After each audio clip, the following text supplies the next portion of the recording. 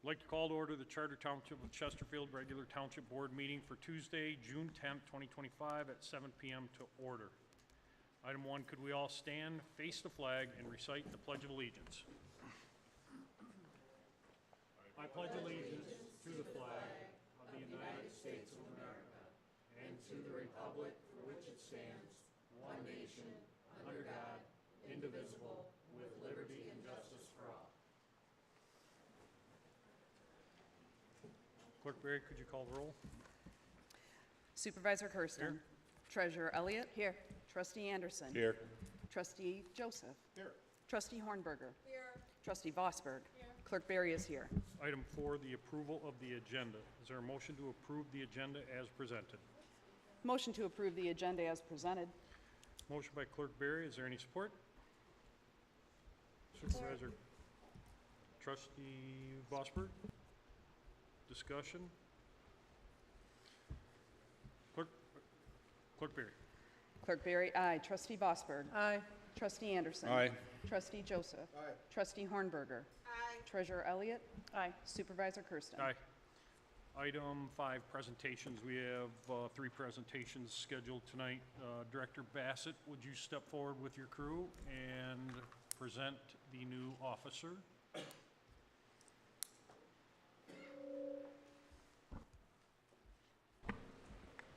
So I'll ask Officer Bowerson to step forward here for just a minute. So I'll start with the name may sound very familiar, and you'll see the guy in the very fancy suit here. He's pretty excited because he's getting somebody off his payroll finally.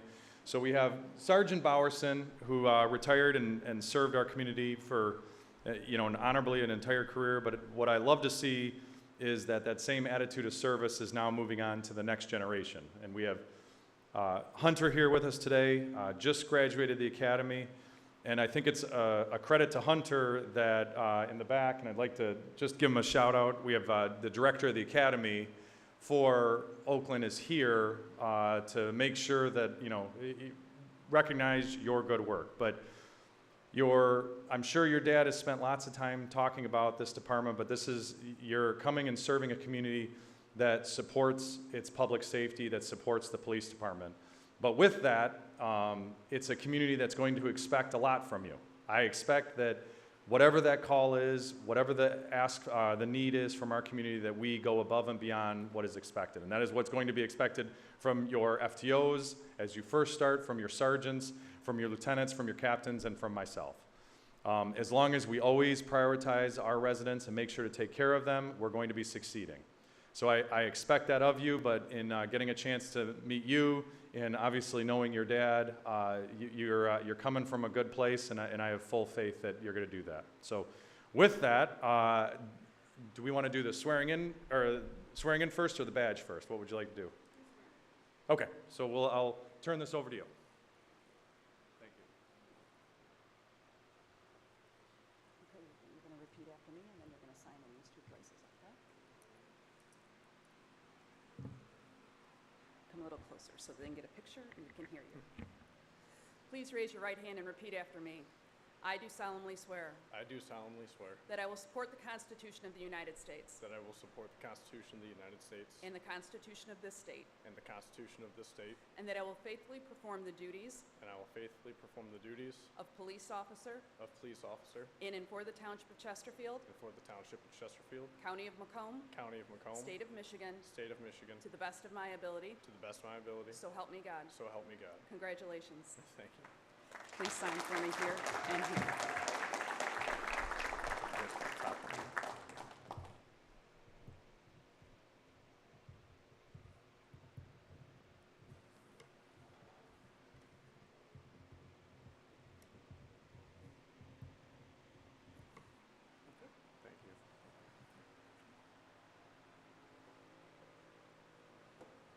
Who's doing the badge? Dad? Get up here, Clint.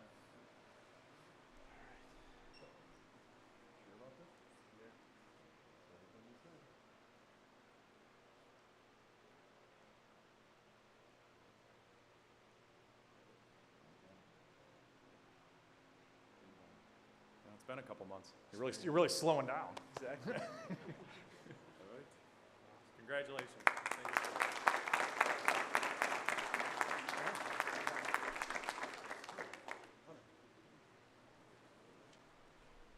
You got the next one? Go ahead. Yep.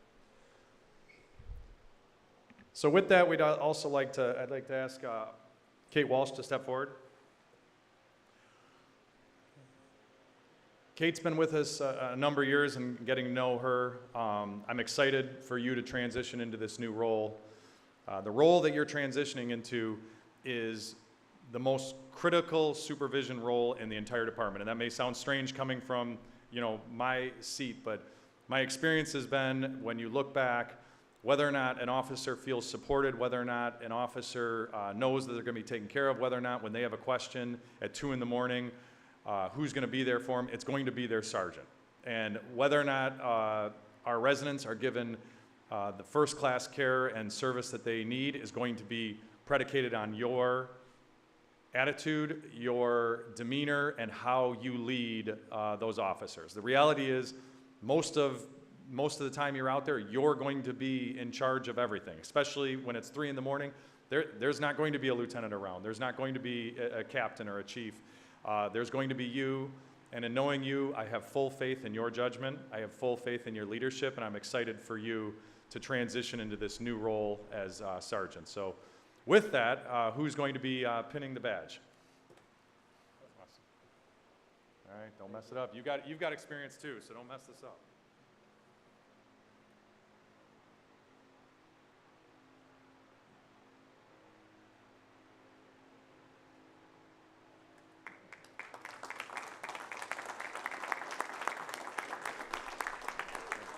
Congrats. Good job. Thank you. Thank you. Congratulations to both.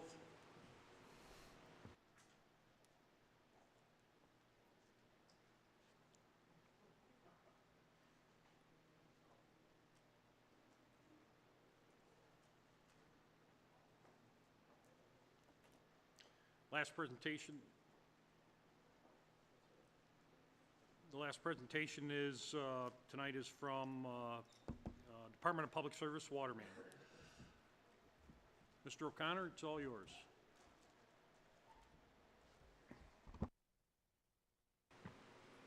Good evening. There's going to be 4 slides. The first slide I'd like to show you is just the overall. We get our water from Great Lakes Water. This is their distribution system. So to give you a second, kind of get orientated to the map. Paul, could you pan down to Port Huron? So most of our water is received from the Port Huron water treatment plant.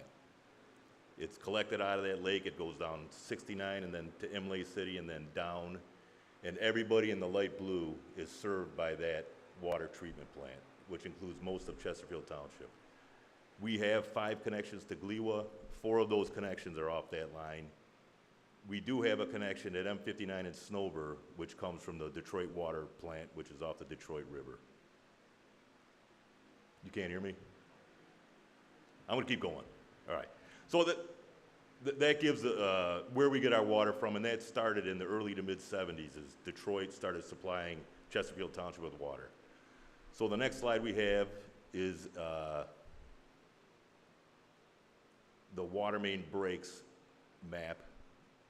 This is data since 1996 we've been collecting on where all the water main breaks have occurred. So if you click on one of those red dots, which represents a break, it tells you the date of the break, and we locate them by address.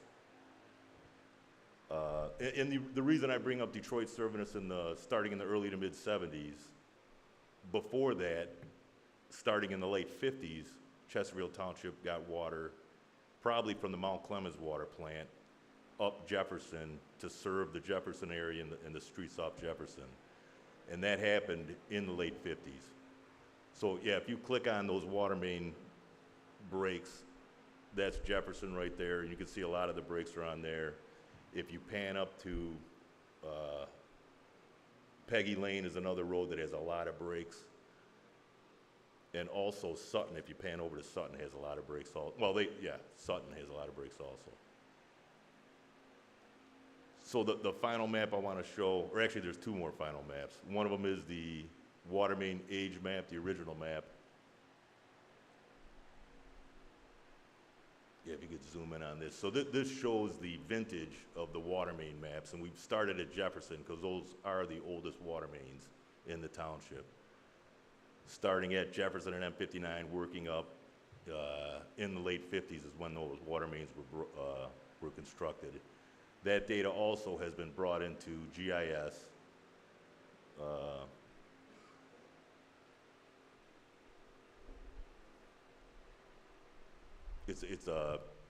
And we have it color-coded in 10-year increments. So from 1950 to 1960 is the oldest mains. Those are the red mains.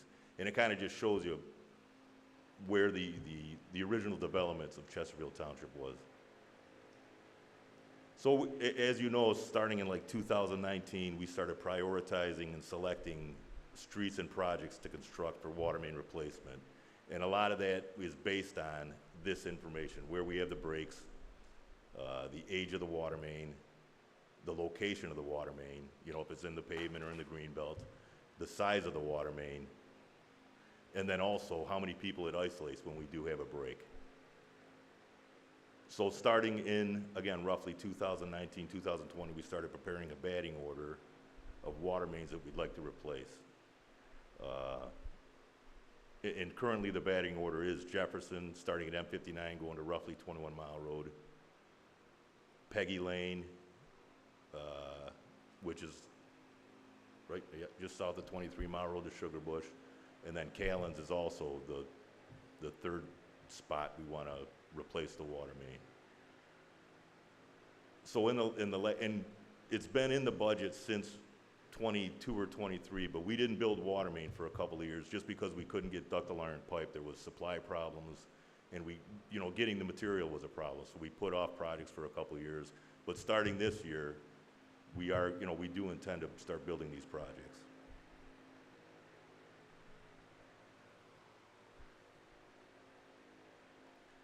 Are there any questions?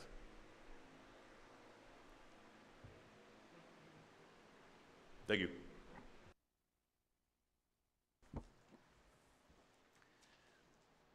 Item 6, department reports. Crystal, you're up.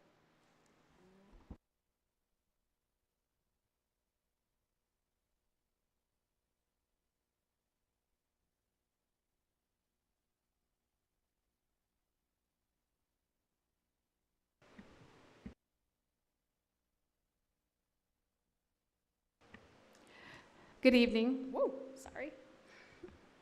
I just want to thank the board for their approval of my recent attendance at the MMTA Advanced Institute. The 2025 Advanced Institute provided an opportunity to further develop leadership skills, stay current on legislation and fraud trends, and gain practical tools to enhance both customer service and internal controls and operations. The sessions were tailored specifically to municipal financial professionals. My attendance also provides credits towards continuing education requirements to maintain my MICP CPT certification and to advanced level certification. Some of the key takeaways were evaluating what no longer serves us well, such as a valuable reflection exercise involved identifying outdated or inefficient processes. We were encouraged to routinely assess operations and be willing to let go of the ways it's always been done and what no longer supports our goals and look for better ways to do things. Another was to start with the why. This concept emphasized the importance of purpose and public services. Reconnecting with our why helps align team efforts, strengthen community relationships, and improve communication both internally and externally. And some of the educational sessions of notice were cybersecurity and fraud prevention. A presentation by the U.S. Secret Service focused on Michigan-specific fraud trends targeting local governments. Actionable steps were shared to help safeguard taxpayer data and prevent costly breaches. The one item that really stood out to me that I could implement right away was to frequently check the rules in our email settings to ensure our emails are not being forwarded elsewhere outside the township. Legislative updates, representatives from MMTA and MML delivered timely updates key legislation being discussed in Lansing. Topics included changes to tax policy, infrastructure investment, and transparency requirements. Staying informed helps ensure the township remains proactive and compliant. Another topic was investment policy and procedures. The session focused on aligning municipal investment strategies with Public Act 20, and key principles including prioritizing safety, liquidity, and yield, while maximizing returns within the legal and fiduciary responsibility of local government. Practical guidelines were shared in reviewing and updating investment policies to best serve community needs. In addition, alternative funding. Benzinski and Company, along with Miller Canfield, presented on exploring financial options. They emphasized the importance of capital improvement planning and provided guidelines on what a municipality should seek grants for, bonds, or millages for such projects. Excuse me. I was also invited to be a panel member on a BSNA cloud to discuss what the township has experienced as far as successes and challenges from going from .NET to the cloud. It was a privilege to be able to be up there and to discuss with fellow community members on what we have used on the cloud platform to make the township more efficient in utilizing as many modules as possible from transitioning from .NET to the cloud. In conclusion, the knowledge and tools gained from this training are directly applicable to my role in Treasury. The takeaways will help support positive change, strengthen customer service, and improve operational efficiency across departments, while ensuring our financial practices align with state requirements and community long-term goals.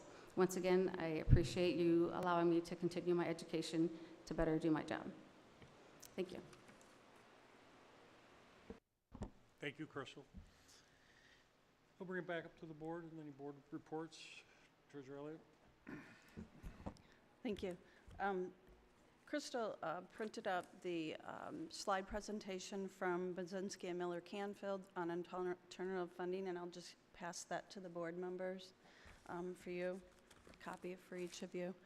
And then here we have the investment report, and this is the first slide, and this is our first quarter investment report. And as you can see, we keep a majority of our investments with Huntington Investment, which are primarily T-bills. Over the last several years, T-bills are not only backed by the U.S. government, but they have paid a very good yield. The Comerica investment is primarily a sweep account that the township has had for many years. It is called the J Fund, and we mostly keep our public safety funds in that. The public safety revenue is collected during the winter tax season, and it's spent throughout the year. We also have a sweep account that we are keeping water and sewer funds in that is fully FDIC insured. It's called the CDARS program. The T-bills are paying on average about 4.1%. The CDARS program is paying currently at 4.45%. Karen, go ahead and go to the next slide. So in this slide, you're going to see that the weighted average yield is lower than it was last year in comparison. The yields are hovering around 4% this year. Currently, they were at about 5% last year. The yield for the healthcare fund is a little bit higher still because that has to mature. That matured this quarter, and that'll show up. The lower yield will show up on the next investment report. The public safety's J Fund is also paying around 4.1%. And Karen, if you go to the next slide. And this third slide, it shows us that change in interest income comparison from this year and last year at the same time period. As you do see, there is a decrease in yield overall as the feds have been lowering rates. And this is something to be mindful. We've had some windfall with the higher interest rates, not bringing income revenue into the township without having to go into the, ask for more from the taxpayers. But as we're in a decreasing interest rate environment, you'll see that those numbers come down. Thank you. Thank you. Trustee Anderson. Thank you. I'll keep it short here. Cadet Andrea Troll will be started the department as cadet May 22nd. Cadet Isabel Bolish is now in Oakland Academy earlier this month. In the fire department, Nate McKee was promoted to sergeant, James Schaefer to lieutenant, and tonight we got to see an old friend, Cliff Bowerson. His son was sworn in. Hunter is a member of the Chesterfield Township Police Department, and another officer I'm very proud of, Sergeant Kate Walsh, was promoted to sergeant tonight. There will be ribbon cutting regarding the police department. It'll be announced at a later time. Thank you. Trustee Yule. Yeah, just a quick add-on to Trustee Anderson's report from our public safety meeting. As he mentioned, the renovations are kind of wrapping up, but there is a tremendous amount of work. Our F&O team is over there just trying to kind of finalize a number of the projects, vendors who need to come back and make minor repairs or adjustments. They kind of pile up, and it requires a lot of extra hours. I'll address this in later on in the meeting, but we have a lot of employees that are working extremely hard, not only at that building, also in this building and the township office. So I'm proud of the public safety team, but also our F&O who's working collaboratively with them to finish this project, and we're looking forward to the ribbon cutting, which we hope will be soon. I did have one additional sort of update. Our senior advisory met for our June meeting last night. Continue to get great feedback from our senior advisory committee members who spend a lot of time talking with the various seniors that utilize our programs both here and at the township offices. Without covering the entire agenda, I would just like to mention one of the big concerns that continues to be reported is the traffic in and out of this parking lot. We've had a number of really near misses. When I say that, I mean there are exit and entry driveways, and sometimes people don't pay attention to those signs, and somebody is in the line to exit, and somebody comes whipping into the parking lot.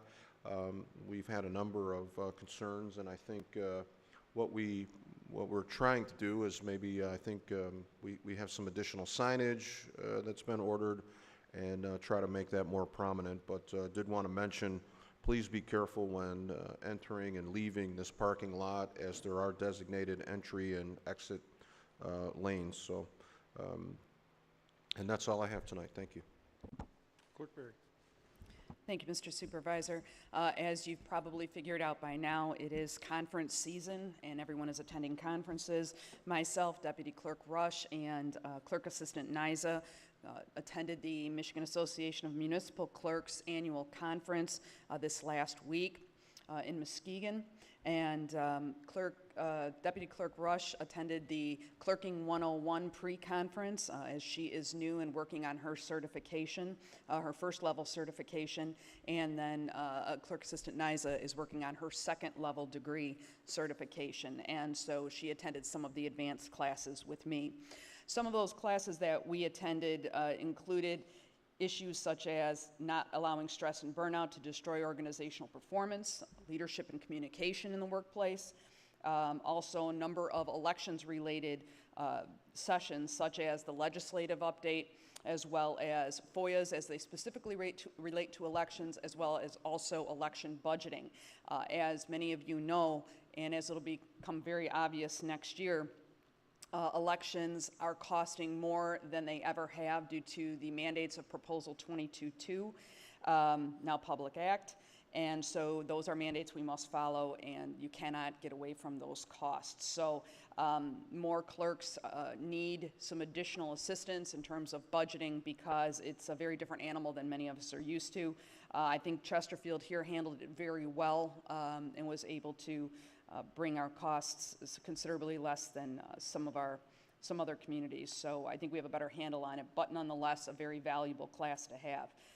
Bureau of Elections held another class. They came in from the Department of Elections at the state, and they also contributed to the conversation as well.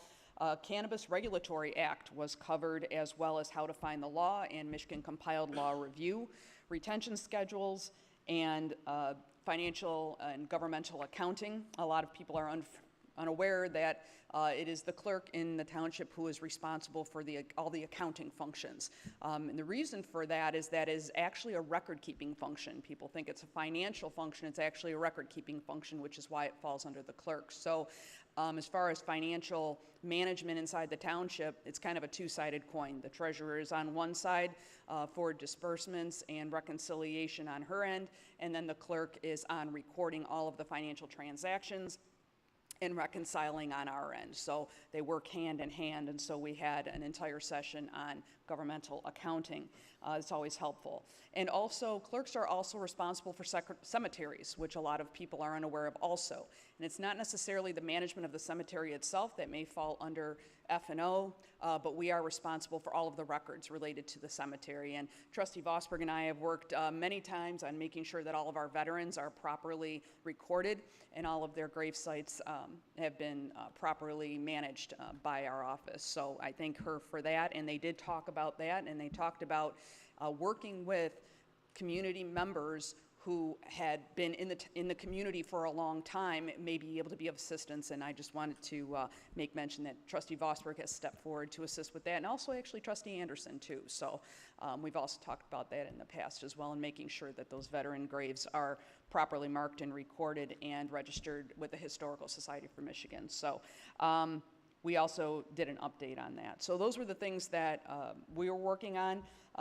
Treasurer Elliott and I are also working on evaluating a number of policies and protocols that we hope to bring to the board after we've developed those, and bring our findings to you based on what we're seeing, just to stay current and make sure that we are in compliance with the Accounting Procedures Manual as published by the Department of Treasury, as well as any statutory requirements. Thank you. Thank you.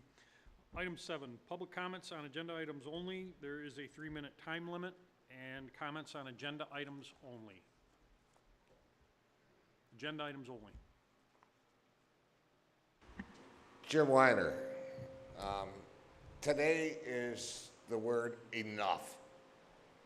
I've been fighting for 6 years. Is this on the agenda? Is there something on Oh, the no, agenda? no. You said 3 minutes, no? Yeah, 3 minutes at the end of the meeting. This is not, you can Oh, I'm comment on the sorry. agenda. I'm item. sorry to... Thank you.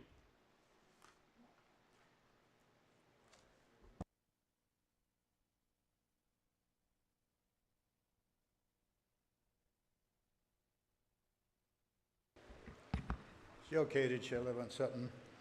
Got a couple questions on the upcoming project for the Jefferson Sewer. Apparently that's being funded out of the Capital Improvement Fund.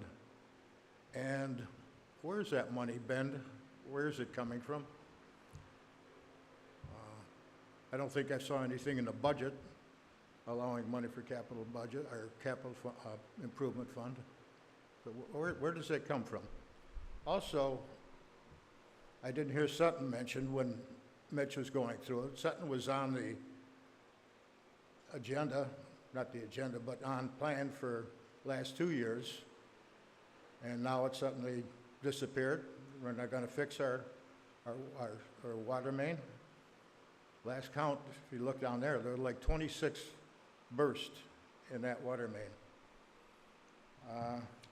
The other thing on that was, it's by,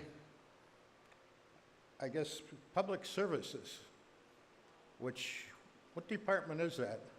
I know we had a water department, we had a sewer department, we got a facilities and operations department. What is comprised of public services? And where did the other departments go? I'm concerned about that because water and sewer has always been self-funded. Public services, or public works, has always been part of the general fund. I hope we're not mixing money in here someplace. The other thing was on the properties that are being discussed for sale. I noticed two of them that you tried to get rid of before, and I think it was in relationship to being sold to Selfridge for the expansion. That was the Veterans Park and the not youth services, but the youth building, gymnasium. Is that still where it's going? Or is it going to be put out for public bid? And I think it's probably time to tell everybody what's going on at Selfridge with the extension of the runway. Everybody thought it was coming here, and it was just going to still keep flying over Chesterfield. Well, apparently, Harrison Township knew for a couple years that the intent is to basically extend it, then put a runway out to it, and they're going to take off south for now. So basically, all you're going to see, all those people that want to watch planes and hear the sound of freedom, there's going to be the big blast of the engines as they warm up, and a lot of the exhaust from that. So I guess that comes into contact what I'm saying about those two areas. Are they still planned for selling to Suffrage? There's one other thing, but I don't recall what it is now. Oh, I know what it was. The veterans, last time this came up, because it was donated by a veterans organization. Well, let me fish. Okay. It was found that it was donated, and it was a question as to whether you could sell it. Because of when it was dedicated, it was a dedication, it was a memorial park.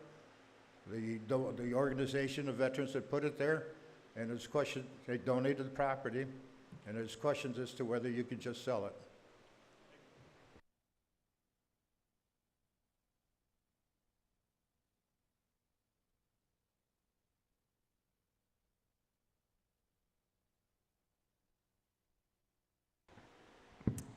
All right, a couple things I have on this agenda is 9A an actual public hearing tonight? Because it says just to hold a public hearing on the necessity for that. So would that be essentially, again, people come up here for public comment in discussing that item?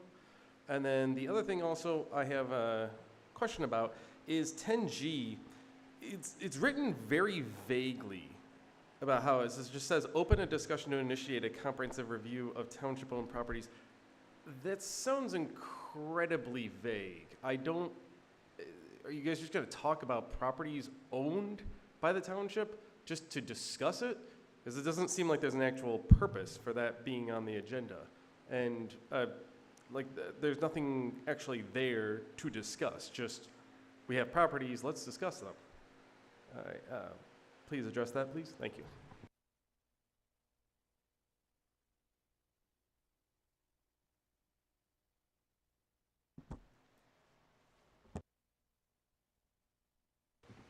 James Locke, Sutton Road.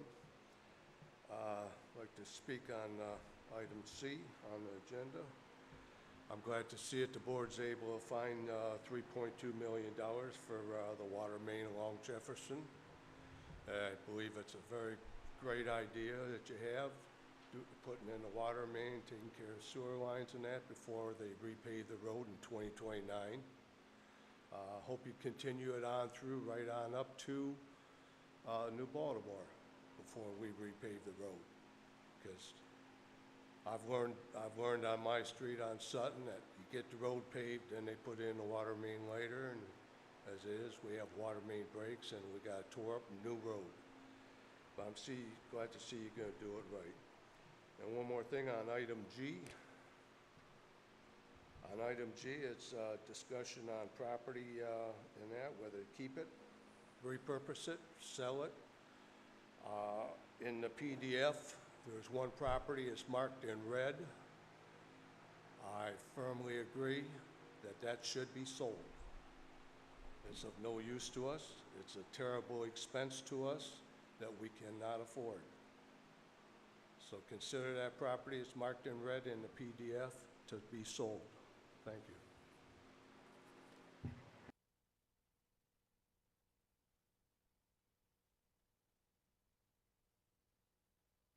Any further comments from the public? Move on to item 8, consent agenda. Clerk Berry. All items under the consent agenda are considered routine by the board and will be enacted in one motion. There is no separate discussion of these items. If discussion of any item is required by a board member, it will be removed from the consent agenda and considered separately. A, approval of the minutes of the regular board meeting of May 27th, 2025. B, approved payment of annual dues for the Michigan Townships Association in the amount of $8,521. And C, approval of the payment of bills as submitted by the Finance Department. Is there a motion to approve? Mr. Supervisor, I'd like to make a motion to approve the consent agenda with the removal of 8C, the payment of bills. I ask that it be removed and considered separately. Support. Support. Trustee Anderson. Discussion. Clerk Berry. Trustee Joseph. Aye. Supervisor Kersten. Aye. Trustee Anderson. Aye. Trustee Hornberger. Aye. Trustee Vosberg. Aye. Treasurer Elliott. Aye. Clerk Berry, aye. I will make 8C will be item number 1 under the regular agenda.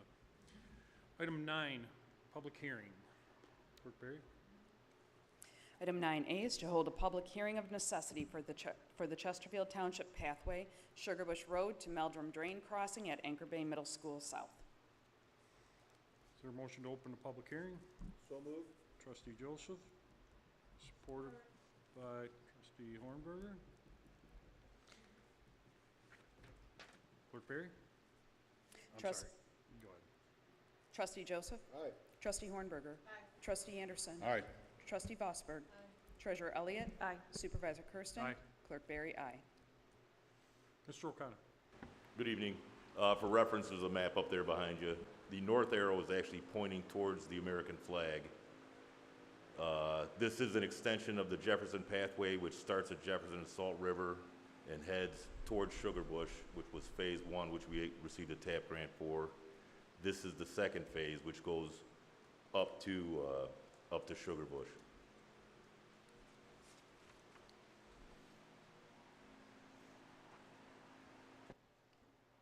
Comments from the public?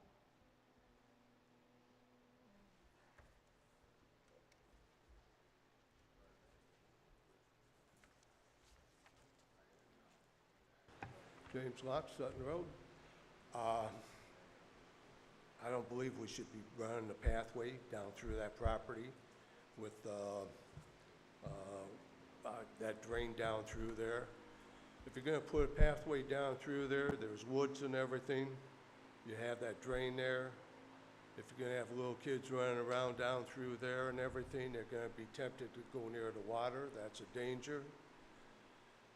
It's back behind the properties there. Why don't you run the path down Sugarbush Road? It doesn't have a sidewalk. It could use a sidewalk. The path could work as a sidewalk. You have all the property owners along Sugarbush there that could watch the kids go to school, help protecting their safety.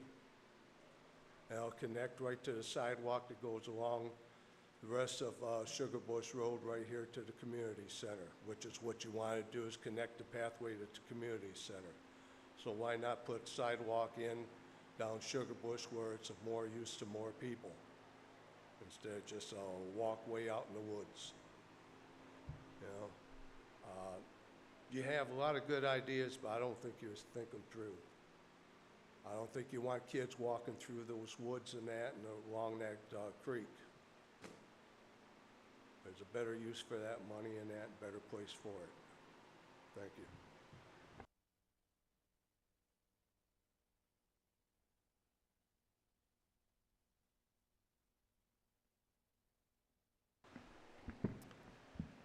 All right, looking at the detailed actions of the map here, it looks to be like there's a slight extension of the current sidewalk on Sugarbush just within the front of this property, and it looks like it's going to be cut off. So it kind of looks like kind of a sidewalk to nowhere expansion. but it's more or less we're focused on the stuff going in the back area of this property. And as someone who's walked this pathway many times over many years, both as a student at Sugarbush and Middle School South, as well as an adult walking my dog,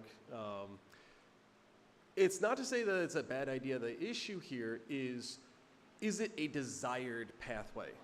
Now, if you're unfamiliar in urbanism terms, a desired pathway is oftentimes what you'll see just off of sidewalks. It's usually where like foot traffic and bicycles have gone over so many times that there's actually a clearing of grass, almost like a little dirt trail going off in one place, because that's the desired path people take to go to a certain or to travel when not in a vehicle. This is okay. Like to explain it properly, how many people are willing to go along an elongated area behind a building, behind two buildings actually, behind a multitude of different neighborhoods to go from the community center to the middle school? The key thing here isn't just making paths, but it's also about where people are going along the paths as well. It's not just an A-B destination, but rather what's alongside there. The reason why sidewalks are so good inside neighborhoods is because there's houses along the sidewalk everywhere you go. Along downtown streets, like say New Baltimore, there's businesses along the sidewalks. But if you build a sidewalk in this sort of configuration, there's next to nothing along that entire path. And that really does say something. How many people are really going to utilize such a pathway if they're not utilizing it right now as it's just an open grass area? Unless you have massive amount of advertisement to go along this pathway, it's not a desired position to take with limited township resources. If it were possible, utilizing the necessary encroachments and right-of-ways, it would be better just to emphasize the connection points on the pathways that already exist along Sugarbush, both before and after the stop sign with Katelyn's. That's my viewpoint as someone who's been a city engineer for a major city and has a very good understanding of architecture and engineering. I feel like this is not the best pathway to design. Thank you.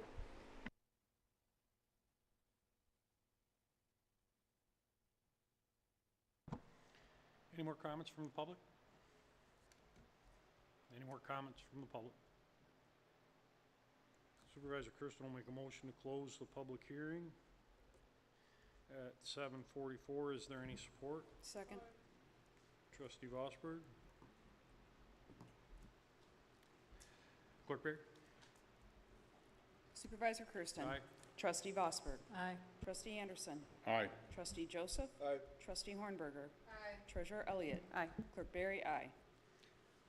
Moving on, item 10, the regular agenda will address item 8C from the consent agenda.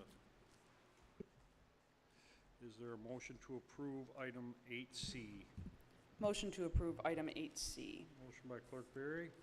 Is there any support? Support. Treasurer Elliott. Discussion? Trustee Joseph. Thank you, Mr. Supervisor. My concern with the bill run and the reason for the request to consider it separately wasn't the approval of the bill run. I'm in favor of paying our bills. It was the structure of the bill run. I'm not too sure really what's going on with the bill run these days. I got a lot of calls from, one, employees, which is unfortunate. I don't recall ever, and I'm now in my 13th year on the board, seeing employee names on the bill run. Payroll was always a necessary bill, but identifying individual employees, there was also no context associated with this. So I got a call saying, what employee is making $14,000, you know, a paycheck. Well, there are no employees that are making, you know, why the disparity in the trustees? Some trustees get $500 and other trustees get $1,100. There's no context there because there are payments that are made to employees that are associated with maybe a buyout of personal or PTO. So when an employee is preparing to retire, or periodically, I think part of their contract affords them the ability to buy back or sell back PTO, that would appear in their payroll. So to put their paychecks, their gross and net wages, while it is public information, it really is a disservice to the employees. I'll speak more about it because I don't want to go too far askew in my questions of the bill run, but the difficulty that this has created for employees is really unnecessary. I don't understand why, and I've talked about it a couple of times before. There's clearly some division among board members, full-time board members, but to attack the employees and put the employees, you know, in the crosshairs as collateral damage seems really disheartening. To hear the clerk talk about a conference where she was educated on stress and burnout and communication, and not communicate with our employees as to why their information is public now and part of the bill run seems just cruel. I would point out, as we're talking about the agenda and the bill run, what is, I'm assuming, deemed public information and something that we would do in the light of transparency. I think transparency also would require us from an Open Meetings Act to be in compliance. Part of the Open Meetings Act requires us to post our agendas and our date and time of the meeting and location. We can't get that right. I got residents calling me saying, "Where's the meeting?" The agenda was posted.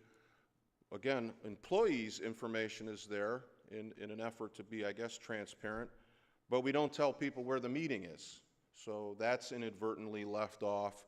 I have bigger concerns, which I will address in my board comments, but we incurred an additional $250,000 for deputies in both the clerk and the treasurer's office, and that seems to be a giant waste. We can be inefficient and get things wrong without spending additional money. We were supposed to be, you know, making life easier for our clerk and treasurer, and that's the gang that can't shoot straight, and this bill run is another example. Putting the employees in the spotlight like this is just very cruel, and I know that a number of them have reached out to their union representatives, and I expect that, I know Mr. Siebert doesn't handle our employee relations, but we're going to be paying for that because the amount of stress and disrespect and harassing that goes on with the employees by the clerk and the treasurer is just, it's beyond the pale. And this bill run is an example of that, and it needs to stop, Mr. Supervisor, and I'd like to talk to you outside of this meeting to strategize how we stop it, because the employees don't deserve this. And this is, you know, I'm a trench guy, have been my whole career. They're the ones that do all the heavy lifting around here, and to play games and put them in the crosshairs is just it's disgusting. And I don't appreciate it, and I know that they don't. Thank you. Clerk Perry. Thank you. Well, to clarify some things, first and foremost is that the report that you received at the end of your bill run was the only report that was available at the time that we posted the agenda. Since then, as soon as another report was made available to us, we were able to switch that out. But the reason why that information is there is because it is a requirement by the Department of Treasury that that be there. For years, and I think Good question. A better question is, why haven't we had it all these years? It's a requirement. On page 24 of the Accounting Procedures Manual, it states that the board can give a pre-authorization for things like payroll or credit cards where we may incur a late fee, or sometimes utility bills, and we have that in our purchasing policy. However, it must be submitted to the board for approval in a post-audit policy, which we do not have. So, post-audit, what that means is we have gone and cut those checks, and now it still must come to the board for approval. That has never happened since I've been on the board either. And I was unaware of that until I began reading the Accounting Procedures Manual, and I've read it now back to front, 48 pages. You can find that on page 24. You can find that again on page 26. It states it again. So as soon as I became aware that this was a requirement by the state, I went ahead and put that on our bill run. In the future, you will not see employee names and amounts. And the only thing on that report is a name, date, and amount, their net check. That way you know that this is the individual we wrote a check to for that amount of money. It's for the board's benefit that they see that. Now, with regards to the question on context, in the future, what the board will see is a different report, and if you go into, click the link on that now, it is a different report. It is not the one in your packet. It is the one that was made available to me on Monday. We switched that out, and you will see a general summary of the payroll.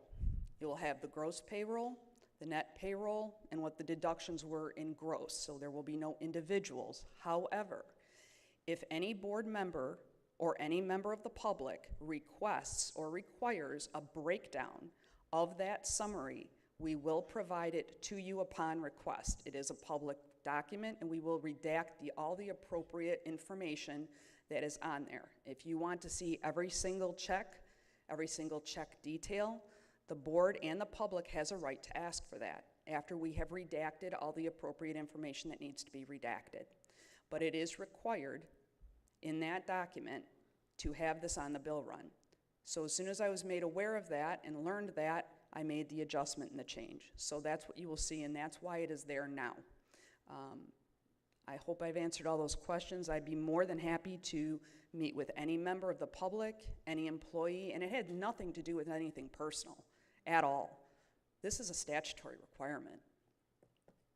And what disturbs me the most is the fact that the board has not been aware of this since I've been on the board. That's the question we need to ask. Why hasn't it been there all along? Those, among many other questions, Treasurer Elliott and I are asking, and that's what I referred to in my board report. And I'd be more than happy to meet with any board member individually and go over a full briefing of some of the other things that we're finding that I think will be very enlightening to you. Thank you. Any further comments? Trustee Joseph? I'm sorry, I don't want to go into round two unless there's Well, other... if I can jump ahead of you a little bit. The clerk has stated she wasn't provided access to the bill run. She's always had access to it. I don't know what she has not been looking at or what, it's always been there. It's been available to anybody for years. It is now available in electronic format, again, which was provided to her this week. The sudden awareness of pre-audit authorizations and post-audit authorizations, all new. I've never heard of them before, but Platte Moran has been in our township doing audits, and we've never received a note or a footnote on this process. We have been, from my position, mid-April, there was a personnel move, and all of a sudden, all of these disruptions in day-to-day functions became problematic. I don't know why. I simply moved one individual from one office and put her under the umbrella of a payroll department who was doing payroll to become more efficient operationally. I didn't change any responsibilities at all. She's continued to do the job, she just reported to a different boss. From that day forward, every day is a disruption in normal practices and operation where employees come in and sit down and say, we're changing something. Why are we changing it? I don't know. I can't speak for the clerk, and I'm not going to speak for the treasurer. I don't want their jobs. What I do try is to make sure that the business of the township is conducted in a normal, easy flow every day. And every week since that personnel move, there is a weekly disruption that causes either a non-pay run, which we don't do midweek pay runs anymore. Those pay runs are obligations that we're committed to. Healthcare payments, labor agreement payments, fuel payments, but all of a sudden they have to come in front of the board. They haven't for the previous years that I've been here. Again, I don't know what the philosophical change was, but it has caused disruption in, and all of a sudden the caveat was Monday walk in and find out that employees' names and payroll numbers are on the bill run. I've never seen that in 33 years, 36 years of being here, never. And I don't know why. And you would think that we would have received notice if there was a statutory change or a requirement change or an auditory change, we would have received that note. We didn't. So I don't know what's going on. What I will tell you is every employee in the township has been performing and functioning, and we will continue to, and they will continue to do so. I say that because I consider myself an employee still, probably to the detriment. But we will continue to do that on a day-to-day basis. These other issues that are suddenly we're aware of, I don't know anything about. I haven't been privy to them. They've never been brought to me, and it just continues to grow. So as dissatisfied as you are, I am, and as frustrated as the employees are, I am also. I have a walk-in Monday to see what problem we have to deal with this week. Is that the first time that dog barked? So we're managing it. We'll continue to manage it. To your reference of the labor groups, I've spoken to all department labor head groups. I spoke to their attorney. I did speak with the clerk and the treasurer with Mr. Sieber present. We addressed the issue.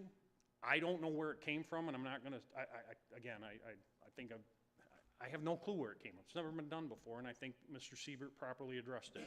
But these new policies are all new to even the department head employees. They're not aware of them. So that's my take, and I'll turn the floor back over to you, Trustee Joseph, if you want to go around too. That's my explanation. Yeah, I appreciate you, both Clerk Berry alluded to a report that she said was not available to her, necessitating the publication of every employee's gross pay, name, and so forth. The question that comes to mind is, you've been on the job 13 years. So we have a breach substantial enough to run us afoul of accounting practices, yet we have had full-time HR for a good 8 years. We have an attorney. We have a finance director. We have an auditing vendor that I don't know how many board meetings I've been at or how many years after our audit we have received excellent feedback from our auditing team. I forgot the categories. Unremarkable comes to mind. An unremarkable audit is like an A+, and we receive A+. The conferences that we attend and the organizations that we attend, I think there are plaques highlighting the great work that's done in finance, yet the clerk says that there's a negligence on a report that has never been provided to her in 12 years. And then at the most recent conference, she talked about her and Treasurer Elliott coming forward with policies and revisions. It seems like if that's the way, if that's the culmination of all of the intellectual brain function, we're not even toasting bread if we could harness all of that. So I'm really scared if we have more policies that we've uncovered the bottom line is before we deviate so radically from not only our past practice, I'm 30 years between the state and the county. They have, I'm assuming, similar reporting responsibilities with regard to, I have never once appeared in any website or whether I went to state or the county. I don't know, in talking with some of the union members here and their representatives, what community in the state, much less Macomb County, publishes their employee names. And this started, and when it comes to the bill run, there are two individuals that I think have the lion's share of documenting this. You have an employee who works on employees' payroll, and then you have an accounts payable person who handles all of the vendor and non-employee related checks that would appear on the bill run. Those two individuals have been traumatized since mid-April. One likens their experience to employees that I know that worked under Clerk Spranger. Just craziness. And the radical changes have resulted in bills that are not being paid timely, which are WEX, MERS, Enable, our IT security, AFLAC, our insurance, DTE, Enterprise, SEMCO, and WEX. We're not paying bills, yet we're putting the employees in the bill run. This kind of collateral damage and vindictiveness that has tormented the employees, Mr. Supervisor, needs to stop before the township gets sued. There is absolutely no way that the individual responsible for payroll should have the treasurer standing over their back saying, you now report to me, and I'm going to stand here and you're going to instruct me on how to do this job, or my designee. They don't report to her, and I've confirmed with Sarah. Thankfully, the employees have been told, but they're not trained this way to disrespect elected officials. But the amount of torment, they just simply say, please talk to my supervisor. That's the way that we manage it. That's not acceptable. And this needs to dial back. And the collaboration, I get it. They don't like you. I had periods where I didn't like you. You don't put the employees in the position to be collateral damage like this. This should have never happened. And before they do something harebrained like this in the future, and this idea that, oh, we just discovered this policy, that's horse shit, and it needs to stop. Thank you. Thank you. Clerk Berry. Trustee Joseph, I think you will be highly enlightened once we meet and have a conversation, and I will spend as much time as you'd like doing that. You're, of course, welcome anytime. Treasurer Elliott? Thank you. There was never in a time where the treasurer has stood over an employee and said that. I think you've got your folks mixed up. That's a lie. No, it's not. And Trustee Vosberg, jump in anytime you want, Well, but you don't I have to have the groan floor. when Mr. you hear me, Supervisor, my do I have comments. the floor? The Did I interrupt employees, him? the Hold up. employees Did deserve I it. interrupt him? Hold up. Treasurer Elliott, it's yours floor. Thank you. So I don't stand over the employees and do that. So that's not, I think he's got his people mixed up. But there were some procedural changes. The supervisor had moved the payroll person from the accounting department to HR department without notification to anybody, myself or the clerk. And the finance director contacted me and said that they requested a change in bank access. And so after I had met with the auditors about that exact discussion about who gets, so the auditors require who gets bank access and why. So we explained that to them. That's a fairly simple process. And I feel like I've repeated, this will be the second or third time I've repeated this. And Then when that was explained, I said to the finance director, I said, so basically what I need to know is, do you still approve on behalf of the clerk or not? Do you still approve the payroll on behalf of the clerk or not? Finance director said, I don't know, and that would be the decision of the clerk. The clerk was there that day, and I said to the clerk, do you still approve, who do you designate to approve your portion that the accounting's in good order? She said, I'm going to go down to HR, have a discussion. Went down to HR, had the discussion to do some fact-finding, to understand what was happening, because both of us had just found out. So after a little bit of discussion, the clerk comes back and says, okay, it seems that things, processes, and procedures are a little bit different, but at the end of the day, I'll still look it over. And I said, okay, that's fine. If that's whatever your processes and procedures on the accounting side is, go ahead and send an email, and so that way I have that for my records, for my due diligence. So that's where it all started, and now there's just been multitude levels of miscommunication.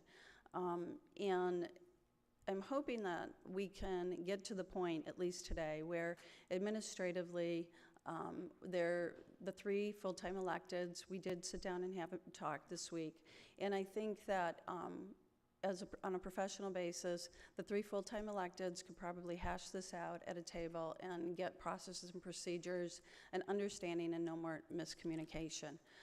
I think that would be the best thing, rather than continuing to go banter back and forth and this he said, she said thing. Whatever happened with this bill run, the treasurer does not post the agenda, does not post the bill run, or any of that. I don't have anything to do with that. I was a part of the discussion and suggested that the final page of the payroll, the one that the clerk is referring to, is probably the best way to be able to bring before the board the payroll, but not to divulge anybody's names or anything like that. So she went and asked the appropriate folks if they could print that report up, and then corrected the agenda as of today. So that's kind of what happened there. The conversation about whether or not the payroll or all bills should be on, there seems to be, in looking into Michigan compiled law, it does say, as the clerk has referred and Department of Treasury has said, it does say that the board should approve all bills before they're released, and that's good practice, and that's what happens in other communities. This board appears to be operating under an APO, and that APO we've brought before the board before. It's kind of the purchasing policy and things like that. It hasn't been well written. It is something that we need to probably revisit for several reasons. And if you'll remember, the last time that was brought before us, it was because the finance director wanted to move the $5,000 number up to $7,500 or $10,000, because $5,000 is a very low threshold. This board didn't feel that was, they did not agree with that, and it was brought before the board, and then that was rejected. Unfortunately, I think we threw the baby out with the bathwater, and that would be the APO. I'd suggest that we'd revisit, maybe just clean up the language. I think before that APO was put on, we didn't have a really good one, and but it was better than having nothing. So I think that needs improvements, and I do agree. I'd be willing to work with anybody that wants to look at that and maybe clean it up or make a little bit more clarity in there. Thank you. Thank you. Further questions? Discussion? I'm confused. It seems like we're having different discussions about. Explain to me what happened. Was an employee moved and then? I feel like there's 5 different discussions going on here. Was an employee physically moved and then someone felt like they were taken out of their department or they needed to report to someone else? I'm super confused about why this is happening. Well, that would be, And then all of the other ancillary stuff that's just being talked about. In no way, shape, or form should employees' names ever be put out in public. That was an issue when I served in the House and it was reported and names were taken off. It's just not done. But besides that, like, what are we talking about? An HR employee or a payroll employee? Oh, and real quick, it was a payroll, a clerical worker assigned to payroll who was within finance. Alls I simply did was reassign that employee to payroll, to our HR department, from payroll to our HR department. Jobs to remain the same, responsibilities remain the same, just reported to the new HR director who was recently hired. Payroll, HR, benefits, all under one umbrella. That was it. That literally, and that's my authority. I can do that. I have the ability to do that without question. I can hopefully add some clarity to that too. I think where the problem came is it wasn't that the employee was moved. The supervisor has the discretion to move employees wherever he needs them. The problem came in, and the reason why the finance director came down to the treasurer is because the employee that was moved, who processes payroll, is a designee of the clerk. And so is the finance director. They are both my designees. They do a portion of what they do is actually assigned to the clerk. And so, but I have designated them for a long time to do those functions. So what happened is when you moved a designee of the clerk from the accounting department into the HR department, now the clerk or the finance director is no longer in her chain of command. So that became problematic. So the finance director we needed to make some changes procedurally to determine who has authorization to do certain things. And that's what they came to us for. Okay, now I have a question. So a couple months ago when we did the whole deputy, it was my understanding that the only people that report to you and you are your deputies. Everyone else reports to the supervisor and is under the supervisor's purview. For certain things, yes, but when it comes to these functions, whoever is doing that function, for example, these two employees are my designees for these accounting functions. And it's actually all laid out very well in that accounting procedures manual, and also MTA has some very good resources on it as well that I can give to you. But the responsibility for those things lies with the elected officials. So if we had no employees whatsoever, these are the people that would do these particular functions. The treasurer has designees as well. So it's a matter of the function itself. So you can move people wherever you want, and those people may report to the supervisor, but the function that's being performed falls under other offices. So that it was just a matter of figuring out how we were going to manage that. And so we're still figuring it out? Yes. I disagree Because with it's a that. giant I disagree pissing with that contest? function. Mr. Supervisor, if I could, your question as a new board member, exactly on point. And just to give you a little context, I had the exact same question when I started on this board. The supervisor at the time was Mike Lovelock. I spent time at MTA, I spent time at SEMCOG University, and your question gets to the heart of what we have as a problem. What I discovered was that the Township Charter Act is crystal clear with regard to day-to-day operations and who handles employee and who reports to who.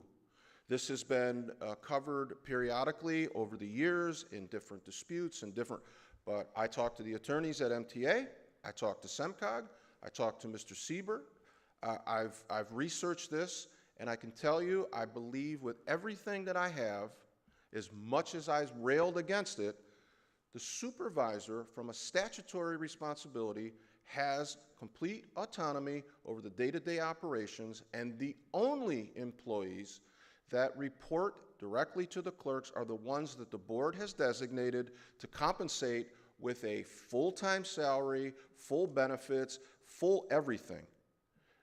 That was expressly written.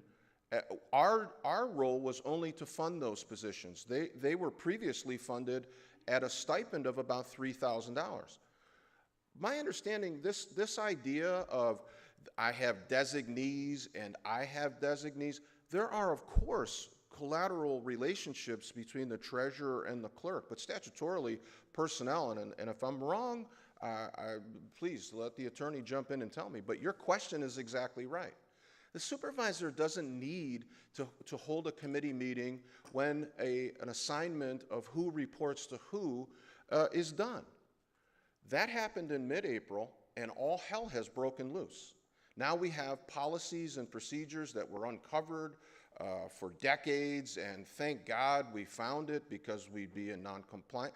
All of this, and what's happened is, again, not to rehash it, it doesn't matter. I like the treasurer's suggestion that the 3 electeds, full-timers get in a room, but when you come out of the room, if there's not an understanding of basic who does what, and if there's a disagreement in law, bring the attorney in.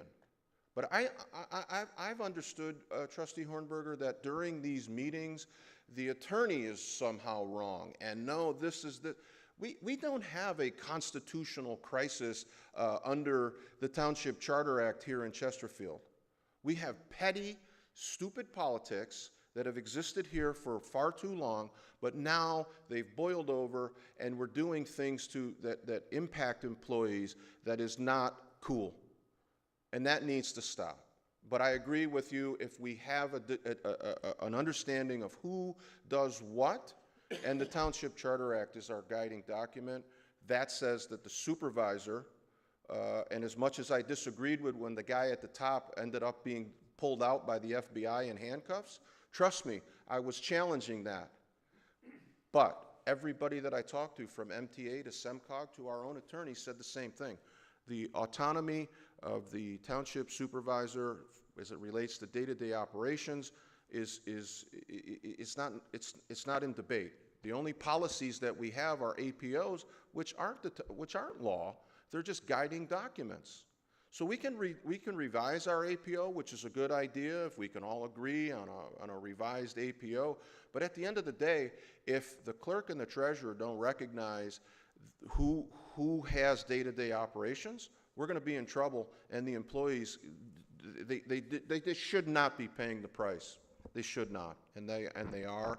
And I'm sorry that we've belabored this point. I don't think the residents care too much about it, but our biggest resource is our human resource, and our employees are just taking it on the chin day after day after day. And apologize for saying and interrupting you. It's just terribly frustrating to hear these employees, and the person that was moved literally left the office multiple days in tears because they were under such immense pressure, and they were pretty clear in who caused that. If the treasurer asserts that I have been miscommunicated, I'll leave it at that. But this employee is a valued employee that's been here for a long, long time, and the thought of these individuals going home in tears after interactions with elected officials is just unnecessary. Again, I'll shut up now, but we really need to do something quickly, and I like the idea of you 3 getting in a room, take the attorney with you, and everybody stay in their lane, and maybe we can get something productive. Thank you. Any further comments? Treasurer Elliott? Thank you. So Michigan compile law does say that the supervisor is a personnel director. It also says that the treasurer has to have 2 things happen, and it's very important for this board to understand. There's 2 things that have to happen. It's very clear. The board has to approve any bills that are paid out of here, and the release of funds have to be board approved, which is number 1. Number 2, the clerk has to sign off, and the clerk's signature signing off on that is that validation that the accounting is in good order. In order for me to do my due diligence and release those funds, all I simply need are those 2 pieces. I need this board to be able to tell me that they are going to approve the bills at the board meeting, or to give me a document saying what bills they would like to have paid with prior to their board approval. But at the end of the day, still have to approve it. This board has to do it. That is really what this all comes down to. It's very simple. And the other piece is I don't really care where a person sits. It's not wherever the person works with HR and works with the supervisor, that they're comfortable and where they work. As long as when that reaches my desk, everything's in good order. If things are not in good order, I take it back to whoever that department head is or whoever I'm directed to take it back to that prepared it and say, hey, you might have missed something here, something's a little bit, off. Human errors happen oftentimes, and they happen all the time. And it just gets repaired or fixed and resubmitted. If there is something that's not appropriate, all right, if there was an error and that was not signed off on by the clerk, or if it was not approved by the board, then it falls upon me because I've released the funds. That is really that's where the issue is that just making sure that due diligence is there. Where it falls in the process, I think that's what people are comfortable with, and different communities do it in different ways. And I don't think that the supervisor meant any harm when he moved this employee over to HR. I think the intention was good. However, there needed to be a. I didn't. Well, that's a. I don't think. I didn't mean any harm. No, I'm. No, I didn't. What is wrong with saying that? What is wrong with saying that? I'm not saying anything bad about you. I'm saying that I don't think that you intended to do anything. That I harmed an employee by moving her. There was No, I don't. No. Okay. Well. Okay, Brad. I don't mean to say anything. I'm trying to just make peace here over this and get it fixed, and make sure that there's clarity and understand that this is just a lot of miscommunication. So at this point, I'm going to just finish it off. That I'm just not going to say anything else. Thank you. Whatever MCL you're referring to, can you get me the? I can, Pam, but Trustee Hornberger, I will get it to you, but I don't have it all right here in front of me. Thank you. Clerk Berry. Thanks, hopefully we'll figure it. I have the MTA resource, and I'm sure the supervisor has it because it was handed out and presented at the annual conference that he attended this year. So this came from there, and it's interesting because it's actually entitled Roles, Reports, and Reconciliation, Who's Doing What? It's a great resource, and it also recommends that all board members read through the accounting procedures manual. It's 48 pages, it's online, and don't take my word for it, you just read it for yourself, but I do have that resource, and I'd be happy to make available whatever other resources you would like. But I'm glad we're having this discussion, even though it's kind of running late a little bit. I think it's important, and the distinction I think that hasn't been made that needs to be made is that the difference between day-to-day operations and financial reporting and financial management are two different things. So the financial transactions are not day-to-day operations. Financial transactions are only the only two people in the township, or the two entities and two offices in the township that are responsible for financial transactions are the clerk and the treasurer. And like I explained, they're two sides of one coin. The supervisor is not involved in those at all. Mr. Supervisor, a motion to call the question? Oh, sure. We can talk about it later. I know you got your time in and you didn't want to give me mine. That's okay. Motion by Trustee Joseph, supported by Trustee Anderson, call the question on item 8C. There's a motion by Clerk Berry, supported by Treasurer Elliott, to approve item 8C, call the question. Clerk Berry. On the motion to call the question, that was by Trustee Joseph. Yes. Trustee Joseph. Aye. Trustee Anderson. Aye. Trustee Hornberger. Aye. Trustee Vosberg. No. Treasurer Elliott. Aye. Supervisor Kersten. No. Clerk Berry. No.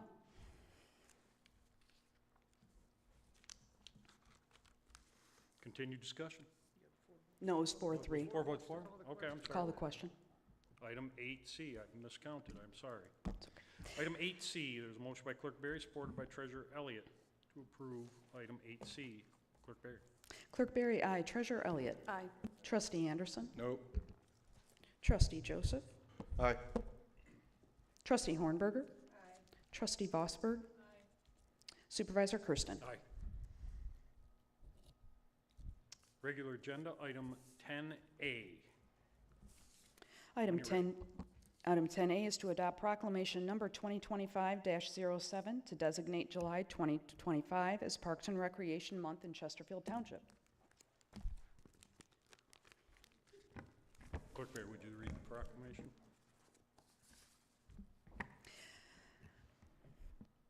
Proclamation number 2025-07. On behalf of the people of the Chartered Township of Chesterfield, Macomb County, State of Michigan, the Chesterfield Township Board of Trustees do hereby proclaim July 2025 as Parks and Recreation Month.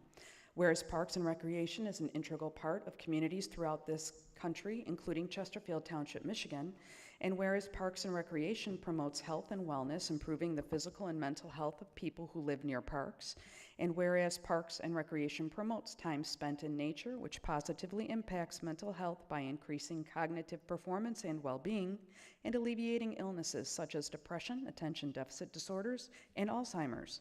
And whereas Parks and Recreation encourages physical activities by providing space for popular sports, hiking trails, swimming pools, and many other activities designed to promote active lifestyles. And whereas Parks and Recreation is a leading provider of healthy meals, nutrition services, and education.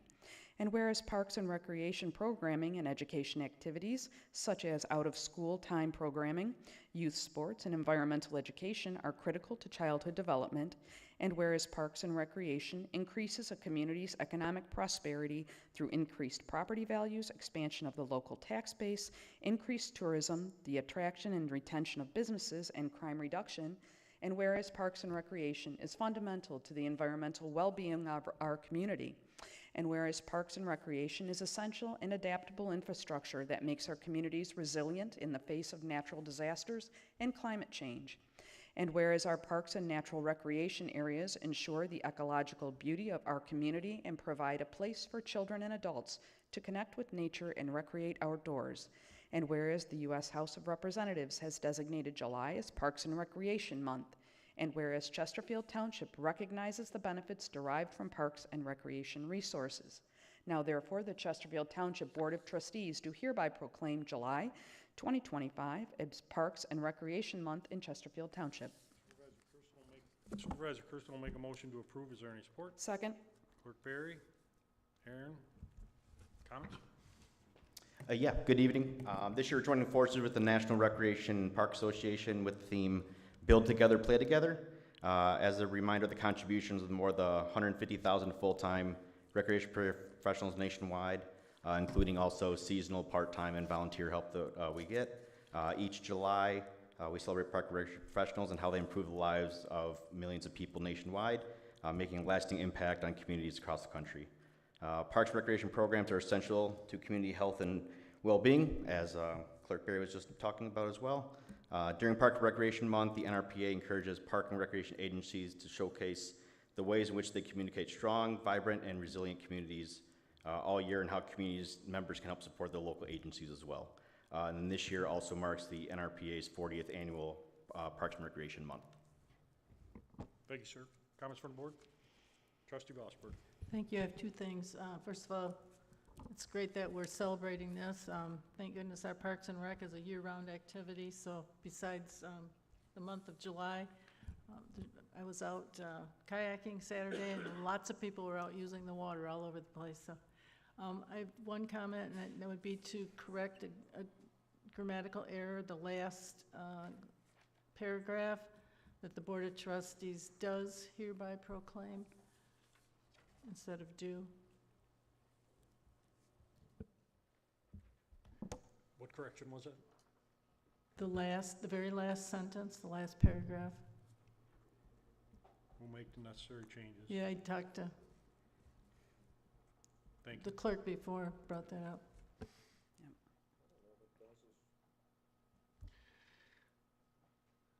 Any further questions, discussion? We have a motion by Supervisor Kersten, supported by Clerk Barry, to approve the proclamation as read with the changes. Clerk Barry. Supervisor Kersten. Aye. Clerk Barry, aye. Trustee Anderson. Aye. Trustee Joseph. Aye. Trustee Hornberger. Trustee Vosberg. Treasurer Elliott. Aye. Thank you, Aaron. Item 10B. Item 10B is to approve a recommendation by the Public Service for the replacement of a sanitary pump at the Fairchild Sanitary Station by Kennedy Industries at a total cost of $17,085. So moved. Trustee Joseph, supported by Supervisor Kersten. Mr. O'Connor? Good evening. This item is to replace a pump that has served its useful life and needs to be replaced, so. And this one is not within our district, or a district, correct? This is one. It's a sanitary sewer pump station, which we treat all lift stations as part of the overall system. Correct. Trustee Joseph. When, your question is, it's not part of the MID? Correct. Is the, It's a township pump station. Yes, it is not part of the MID. thank you. It's one of ours. Clarity. Trustee Vosper. Question, where is this located? Which part of Fairchild? 24-mile road in Fairchild. 24. Thank you. Any further questions from the board? Motion by Trustee Joseph, supported by Supervisor Kersten, to approve item 10B. Clerk Barry. Trustee Joseph. Aye. Supervisor Kersten. Aye. Trustee Anderson. Aye. Trustee Hornberger.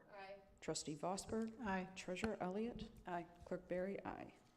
Item 10C. Item 10C is to approve a recommendation by Public Services to award the construction of the Jefferson Water Main Replacement Phase 1 RFP 2025 DPS 101 to the lowest responsible bidder, Pamar Enterprises, Inc., for the bid amount of $2,755,952.50, with a total project cost of $3,262,023.90. Supervisor Kersten will make a motion to approve. Is there any support? Support. Trustee Vosberg. Mr. O'Connor? Good evening. This project replaces probably the oldest water main in the township.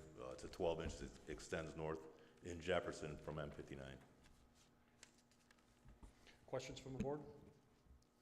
Treasurer Elliott? None? Trustee Anderson? Yes, and this will be the enterprise fund, correct? Just, thank. I was going to answer some of those questions that were presented today. Yes, this is, Mitch, we have a paving project that's on the books, as was mentioned earlier by one of the residents. This is one of the areas that we focused on. Obviously, all of Jefferson needs to be addressed, but as Mitch presented earlier, we've got that data, and we're kind of following that as the capital plan. You want to mention the Sutton Road project while you're at it? Or? Yeah, Sutton Road, and I may have said Callens. Yeah. Sutton Road is number 3 in the queue to be replaced. It's Jefferson, Peggy Lane, Sutton. And that's coming. Yeah, so Jefferson was, $3 million was in the budget for 2025. The contractor's not gonna start till November, so it'll carry over into 2026 for the full completion of the job. Understood. Back to the Jefferson project. Any further questions? Trustee Anderson? I know it's been addressed before, but like Sutton Road, that this improvement or repair will not affect the new asphalt that's been coated on it, will it? No. Go ahead. Yes, Sutton Road, which is currently under the pavement, it's an old 6-inch cast iron water main in the pavement. When we replace that water main, we'll build a new 8-inch water main outside the pavement, and then bore all the long service will be bored underneath the pavement, and the short side service will be reconnected to the new main. We'll abandon the 6-inch in place. So it will not affect the new road. Thank you. Any further questions? A motion by Supervisor Kersten, supported by Trustee Vosberg, to approve item 10C. Clerk Barry? Supervisor Kersten. Aye. Trustee Vosberg. Aye. Trustee Anderson. Aye. Trustee Joseph. Aye. Trustee Hornberger. Treasurer Elliott. Aye. Clerk Barry, aye. Item 10D. Item 10D is to approve a recommendation by Public Services to improve an additional 1 mile of gravel road within Chesterfield Township as part of the Macomb County Department of Roads 2025 Limestone Program, already approved by the Board of Trustees at the April 22nd, 2025 meeting. The extension is in addition to the 3 miles previously approved, extending improvements on 25 Mile Road in the current section being addressed. Is there a So motion? moved. Support. Was that Trustee Joseph? Trustee Anderson? Any support? Second. Clerk Berry? Mr. O'Connor? The county offers a program for 3 miles per community. We accepted our 3 miles. I think another community only wants 2 miles, so they offered up an additional mile. We've accepted it, or we're recommending accepting an additional mile of gravel. Thank you. Questions from the board? I have a motion by Trustee Anderson, supported by Clerk Berry, to approve item 10D. Clerk Berry? Trustee Anderson. Aye. Clerk Berry, aye. Trustee Joseph. Aye. Trustee Hornberger. Aye. Trustee Vosberg. Aye. Treasurer Elliott. Aye. Supervisor Kersten. Aye. Item 10E. Item 10E is to approve a recommendation from the Streets, Sidewalks, and Pathways Committee for the Township to work with Macomb County and SEMCOG to apply for the TAP grant in accordance with Township ordinances and adopt resolution number 2025-15 with the intent to bid this project in early 2026 with construction to commence in summer 2026, assuming the grant is secured. Supervisor Kersten will make a motion to approve. Is there any support? Support. Trustee Vosberg? Mitch? Good evening. Jeremy Schroet with Spalding Detectors here available to answer any questions and present. Go ahead. Absolutely. Thanks for having me. As you may remember, we came to the board for a grant application and preliminary plans back in January. So this is the culmination of that. We've now got those plans ready. We've got the documentations ready. But what we need now is a resolution to accept the township's match for that SEMCOG grant. The grant application is due June 18th, so that's our next step, is to get through this process and submit the application for phase 2. So I know a lot of you remember we did the grant application, and we've got plans going out for construction this year along Jefferson Road all the way up through the Meldrum Drain. This is phase 2, where it goes from the middle school all the way up to Sugar Bush. So it's part of the bigger plan that we've been looking at since 2021. Thank you. Questions from the board? Any questions? Just a quick one. Trustee The, Joseph. what would be the max amount of the township responsibility on the grant match? Yeah, so I think in the packet, it talks about 147,000. That's the number we're looking at. So that includes a 20% township match. The intent would be to do exactly what we did previously, which is go after the Macomb County Department of Roads match on our match, and it cuts that roughly in half. Any further questions? I have a motion by Supervisor Kersten, supported by Trustee Vosberg, to approve item 10E. Clerk Berry? Supervisor Kersten. Aye. Trustee Vosberg. Aye. Trustee Anderson. Aye. Trustee Joseph. Aye. Trustee Hornberger. Aye. Treasurer Elliott. Aye. Clerk Berry, aye. Item 10F, when you're ready. Thank you, Jeremy. Item 10F is to adopt resolution number 2025-14, drafted by the Elections Department, to reassign Election Day voting for precincts 9 and 10 from Higgins Elementary, located at 29901 24 Mile Road, to Lance Cruz Middle School East, located at 30300 Hickey Road, as prescribed by MCL 168.662. Is there a motion to approve? Clerk Berry will make a motion. Clerk Berry makes a motion. Is there any support? Support. Trustee Vosberg? Good evening, Mason. Board. This resolution here is the culmination of what happens after elections. So we call our voter rolls and we adjust operationally. One thing we noticed last year talking to the residents, Higgins is not working well for us, especially people who are mobility bound, those with disabilities. So we started exploring some of our community partner locations that we can use. Lance Cruz has been quite good to us. We drafted a resolution and a letter to the school district. They considered the item last night at their committee of a whole and approved it unanimously to use Lance Cruz Middle School East. For those of you who vote at Green Elementary, It's quite straightforward. You walk in, within 30 feet, you can see everyone votes in the same room. Higgins, it was about a city block between each precinct. We took this to the Election Commission, and we had considerable conversation about these activities. We looked at as well as using like the FOP at 24 and Baker and Watermark Church. However, these entities, they ride the line of what's appropriate. The FOP does endorsement for police officers and things of that sort, so we can't lawfully use it. And that's why we're bringing this resolution today. The board has to adopt it, but it is coming with the recommendation of the Election Commission if the board is pleased. Thank you. Comment from the board? Questions for the board? I have a motion by Clerk Berry, supported by Trustee Vosberg, to approve the request 10F. Clerk Berry. Clerk Berry, aye. Trustee Vosberg. Aye. Trustee Anderson. Aye. Trustee Joseph. Aye. Trustee Hornberger. Treasurer Elliott. Aye. Supervisor Kersten. Aye. 10G. Item 10G is to open a discussion to initiate a comprehensive review of township-owned properties to determine whether the township should retain, repurpose, or consider selling some or all of them. Supervisor Kersten will make a motion to open the discussion. Is there any support? Support. Trustee Joseph. Just some quick comments from me. This is, as has been mentioned publicly, this is the discussion about township properties that are in our inventory that either aren't used or in areas that the township has acquired. We formed a small committee to review it. Karen and Josh have been going over parcel by parcel. Again, as was stated publicly, there are some properties that we just can't take out of the inventory for a myriad of reasons. But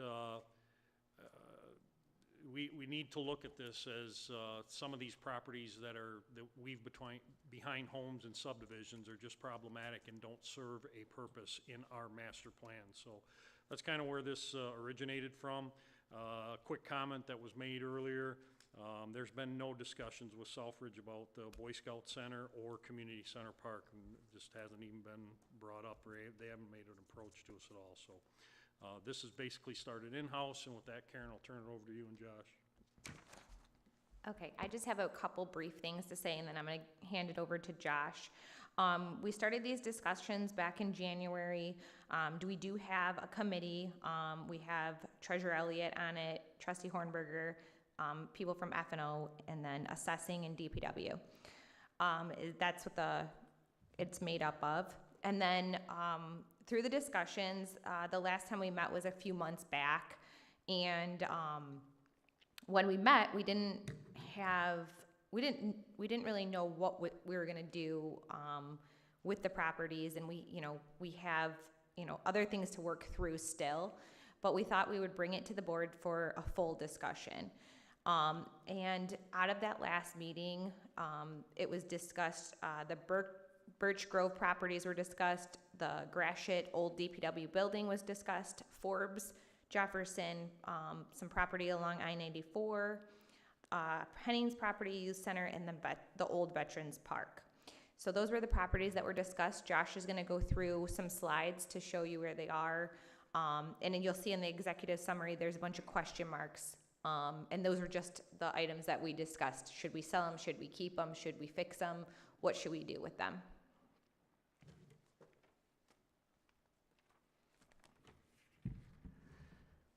Hi, thank you.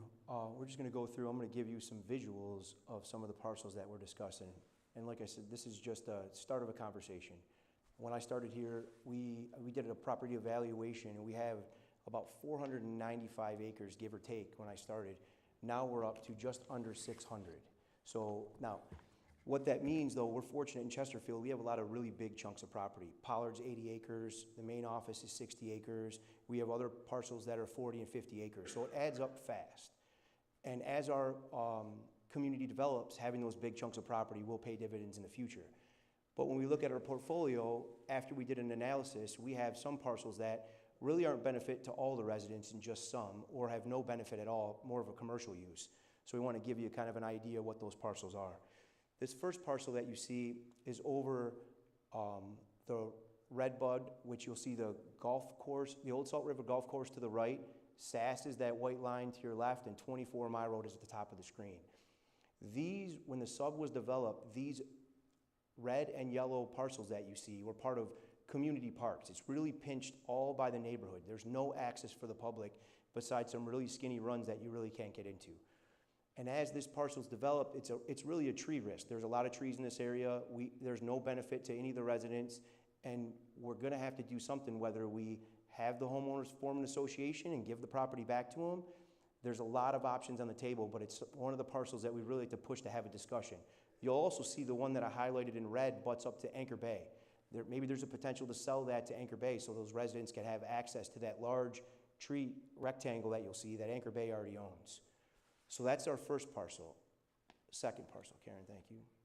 The second parcel we've talked about before, this is our old DPW site, which is vacant. That's on the corner of Gratiot and Chesterfield Road. It's 2 parcels of property, and you can see down the acreage and the zoning is on your lower screen there if you can make it out. So this is another property, vacant. We really don't have any use, no parks plans or anything like that. It would be another parcel that we'd like to see to try to sell. Next parcel, Karen. Sorry, thank you. Oh, I think you gotta go back one. You gotta go back one, Karen. Thanks. These next parcels, just up for discussion, are the parcels you'll see, they're outlined in red. That top one is over on Forbes.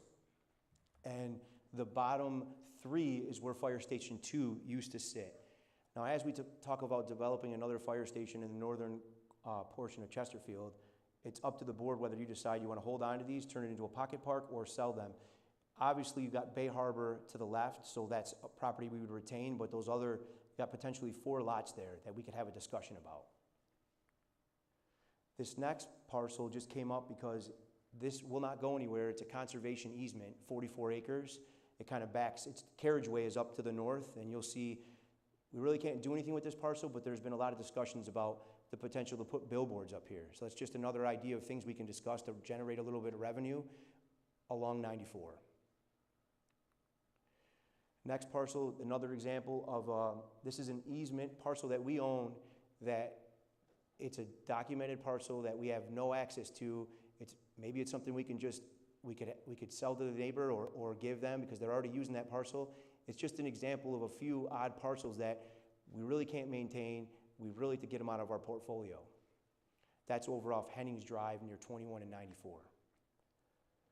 This next one is our youth center, and I kind of blew this back a little bit so you could see, although there is no, we haven't had any talks with Selfridge. I just wanted to point this out that, we were running a community daycare out of that property, which is almost at the end of the runway. So I was glad to see our community center move to another location. But that is the existing youth center property, which is vacant. We had come to the board to put a proposal to put a new roof on it. So if we're either gonna do maintenance to it or we're gonna have to find other options, sales or what have you.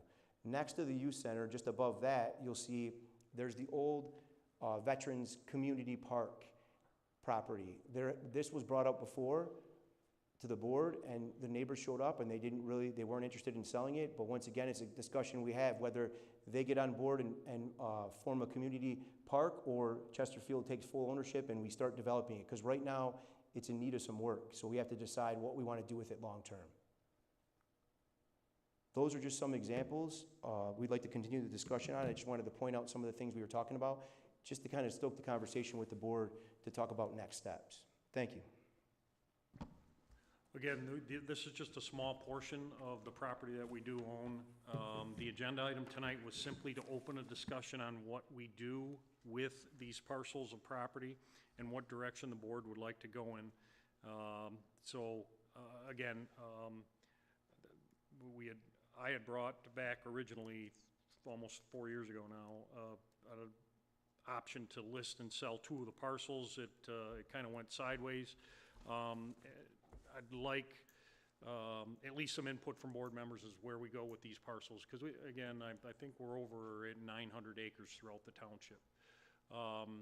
There are parcels in a list that we can provide to the board members and even to the public. There are some deed restrictions on large portions of property that the township took possession of years ago that we just can't sell. So, but we have included those in there for discussion purposes only. So again, Agenda item was just to open a discussion, have, as it states, a comprehensive review of what direction we want to go. If I get some feedback and some direction from the board, we'll bring it back as an agenda item and take some sort of action and movement forward on it. I'll open it up for comments from the board members. For any discussion, Trustee Joseph. Yeah, I appreciate the work the committee has done. Some of these are, as you mentioned, there's really not a whole lot to discuss because there's nothing that you can really do with the property short of just getting it off the township obligation list. As Josh said, there's a couple of properties that are completely unavailable to us.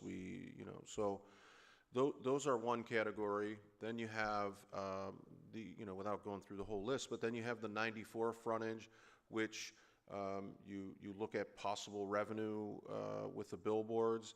You have the property that was the former DPW. I guess what I'm trying to say is that each of them within different groups have similar sort of,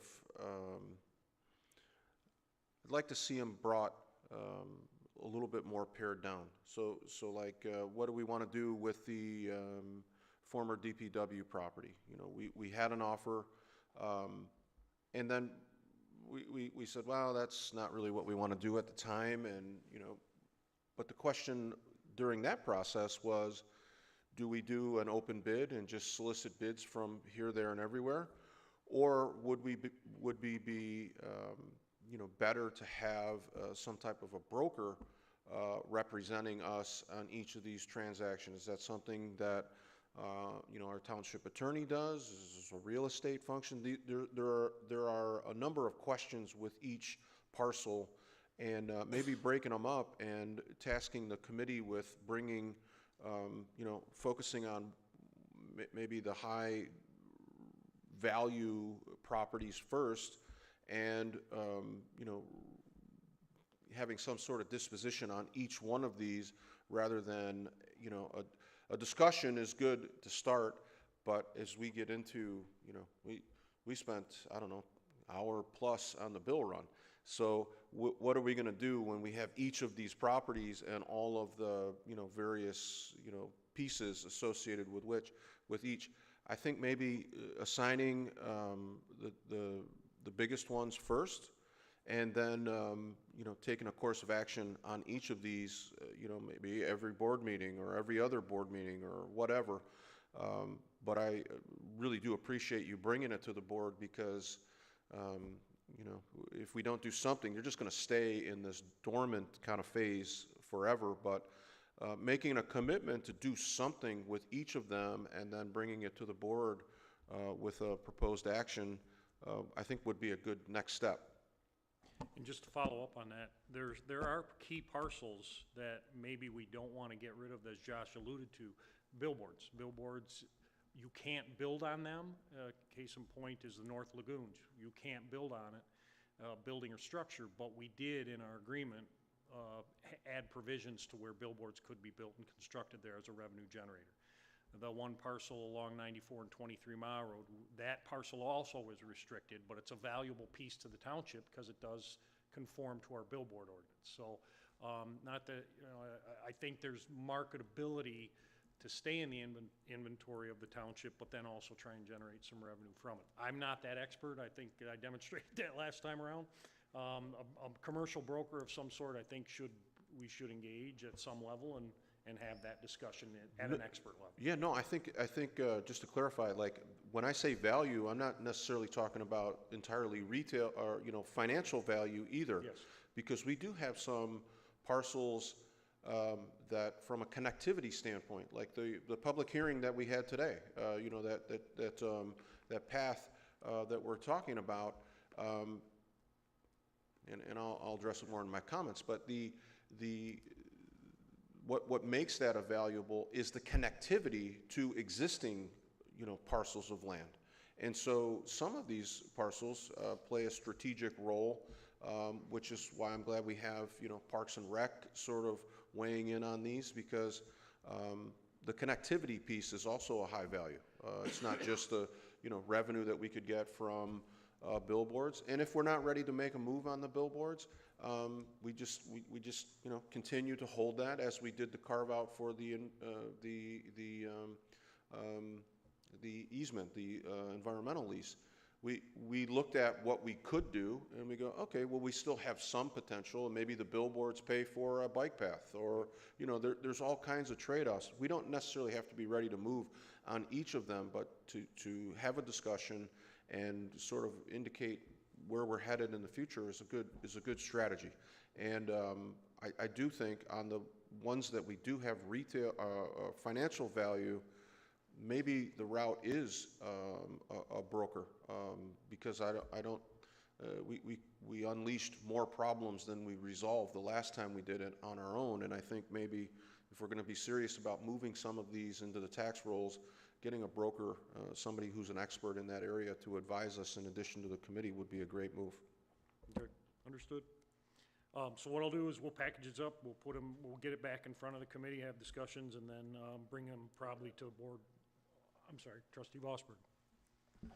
Thank you, Mr. Supervisor. I'm looking at, I believe it's page 4 of 4, the blue color, starts out with the blue, and it shows those Birch Grove pockets. I think it was the first slide that he showed us. Seems to me that something like that there'd be two parties of interest,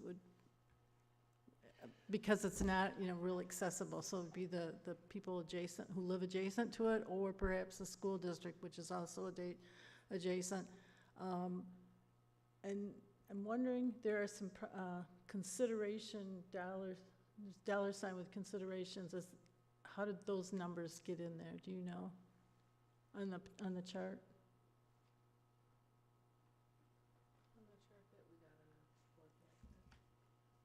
Josh, would you know, how did those, the consideration dollars? I believe that came from assessing. From where? Assessing. Oh, assessing, gotcha, thank you. So that's really not a market value number, that's just purely assessing. I mean, not purely, but they have their, somewhat ties into market. Can we sell the property with a conservation easement, as long as the new owner assumes that easement? Do you know? The ones that we looked at, if you refresh my, we could not. Okay. There were those parcels that had easements or attachments to them that were like, they would run out in 30 years or 20 years. We did as deep a dive as we could with these initial parcels. And we even went into, on a side note, to parcel these off and just give them to the homeowners. There was, excuse me, there was some that were problematic. Some people would accept them, but other people would say, well, my taxes are gonna go up. So again, all those discussions back to how to parse them up and what the deed restrictions may be are things that we would have to dive deeper on. But to your point, most of them were pretty straightforward. The ones you're seeing here were pretty straightforward. Mm-hmm. I would personally like to see us try to offload those parcels that are on that page 4 of 4, which includes the ones on that slide. And then the ones that are open, more open spaces that are adjacent to roadways, like you had said, I think you're alluding to, talk to some professional real estate people and find out the best way to go about marketing that, or finding to whom that would be valuable to even know to whom to market. Okay. Thank you. So what we'll do, no further discussion. I'll get this back. We'll get the committee back. Karen and Josh can sit down with them and kind of isolate those parcels, bring them back to the board individually, and I think a commercial marketing person, realtor, would probably be the best to assess them and have an opinion for the committee. The other thing I want to bring up is our APO is very specific at how we get rid of property. It's detailed. There's a lot of hurdles to jump through. I think we can accommodate that APO, just doing it in public here, whatever that transaction is, but I think there would be elements of it that the board would have to either override when whatever decision is made for individual parcels. Just throwing that out there now so everyone knows. So, any further questions? Karen, did I miss anything? Josh? Okay. That being said, there isn't an action item for 10G. We'll bring it back to the board when there is some action taken on it. Item 11, addendums, there are none. Public comments, item 12, there is a 3-minute time limit. This is your time, sir.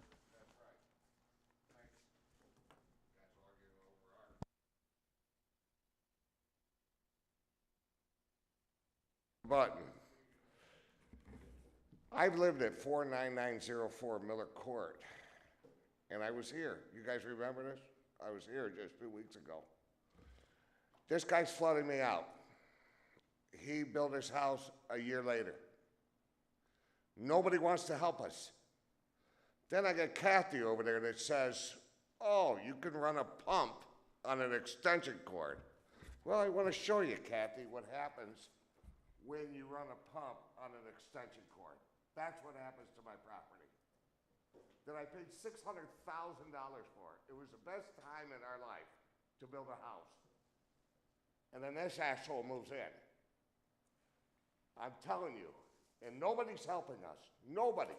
I've called your office 10 times. I call Mitch's office. I don't get calls back. He's been out just last week and a half ago, Mitch. Nothing. No letter to the guy, no nothing. He's flooding me out. I've had enough. My pump cannot keep up with his property water. So what do I do? What do I do here? I'm asking you guys. I'm paying $14,000 in taxes to live on a lake. I paid $500,000 for a boat. That's what my boat costs, $500,000.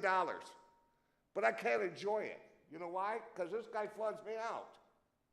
And nobody wants to help me. I called your office.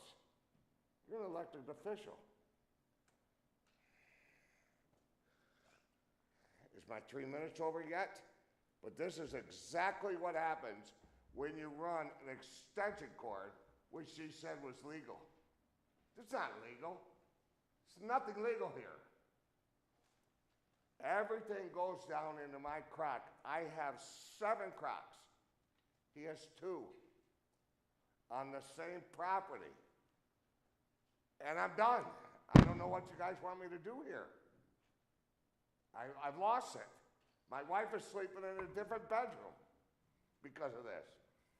Been married 18 years, together 24. But because of this asshole, I have to live, she lives in a different bedroom. What? I need an answer. Can I get an answer? I don't want to interrupt your time. You still got 24 seconds. So. Mitch has been there. He saw the property. I can assure you, sir, everything that the township can do has been done. Bullshit. Well, it's bullshit. Well, there's not much more we're going to be able to do for you. Okay, why don't I just... You had an attorney, you went through your civil process. The civil process was thrown out. Until you figure all of it our out, township employees have helped you. Yes, you have. I You're a sent piece the of appropriate shit. people out there that we thought could help you. They've determined Yeah, that well, I've there's had nothing lawyers. that we can do The for you. judges So can't help me. Nobody helping me. your course was the civil route. You took that route. That route didn't end in your favor, and there isn't much more that I we can was do there for you. first. He came in second. He came in second. And he's supposed to put his property to my property and keep his water on his property. I wish What there was am I something supposed to more. do? I don't have any direction for you. I got a direction. Okay. Yeah, thanks. Thank you, sir. Fucking asshole. Stupid idiot.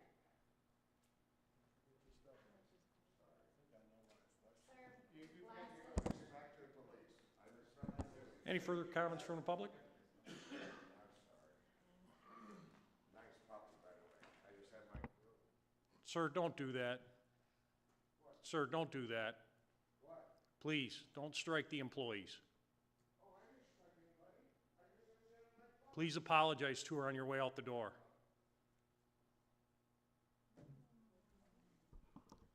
Any further comments from the public?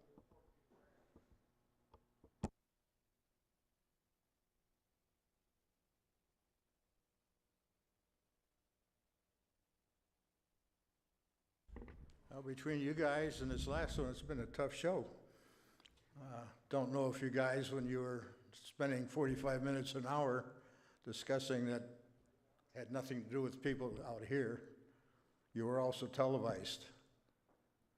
You know, most people have enough sense that if they're going through a divorce or something, they don't fight in front of the kids.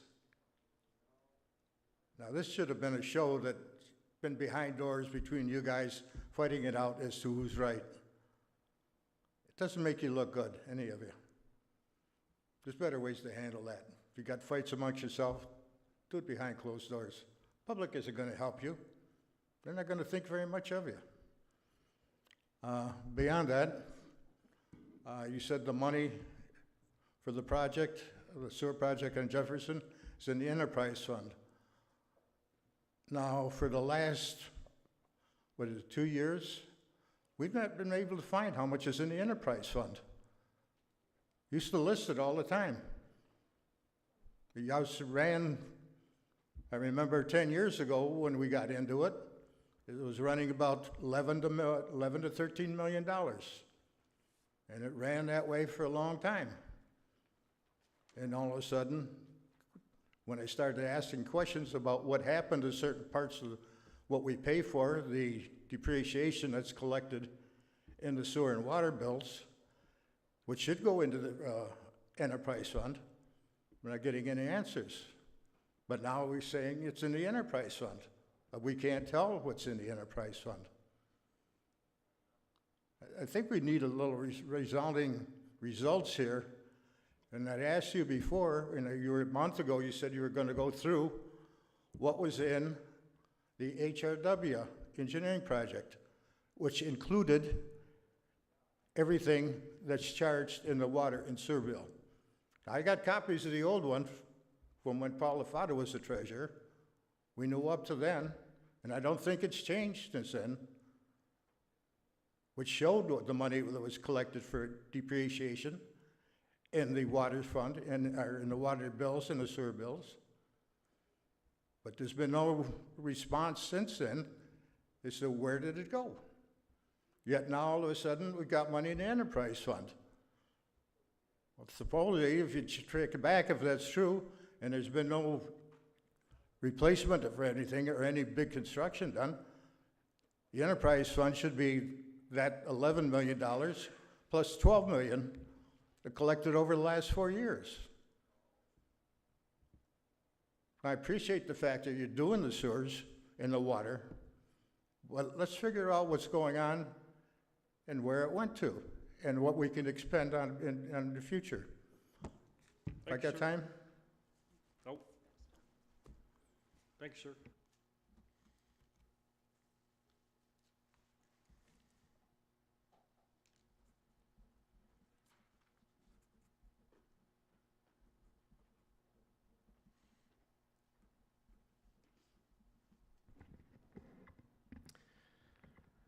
I think tonight is a really good example as the discussion of disconnect can be attained between the board and the citizenry.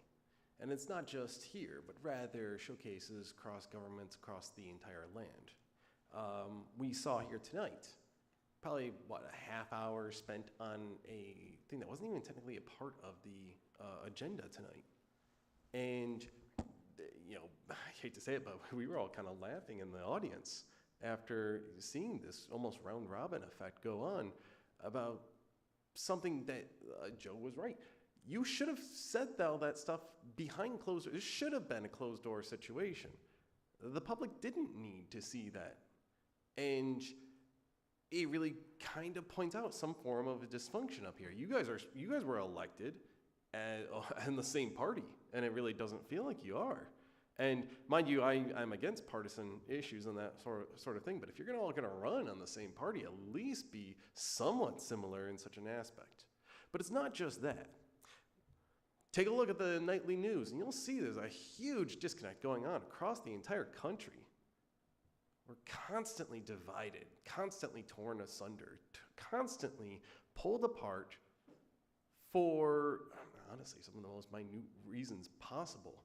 But, you know, it's not the first time this country's been through all this. Heck, we have a whole war regarding that. But, you know, I'm sure in your lifetimes, be it the late 1960s or even the early 1990s, there were huge disruptions within the society as a whole in the country. But here, in the local chambers of government, it is a place where citizenry and elected officials together can come and discuss issues and resolve matters. Mind you, most people don't want to participate in even local government.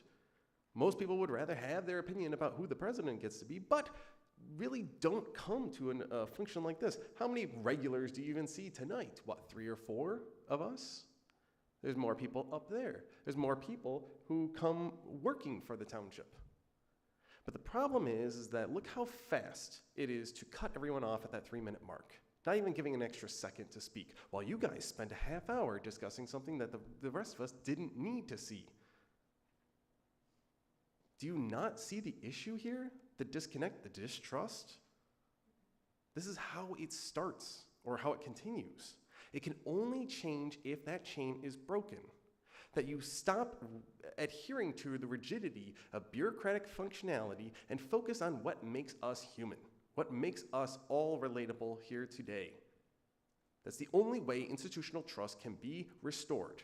Because if it doesn't get restored, then it continues to falter, it continues to fail, and the country goes down to a slide of neo-feudalism, and eventually, everything, the Federated Republic, dies.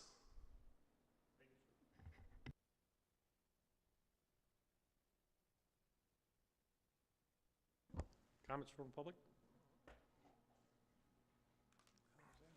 I don't know. Christina Ross.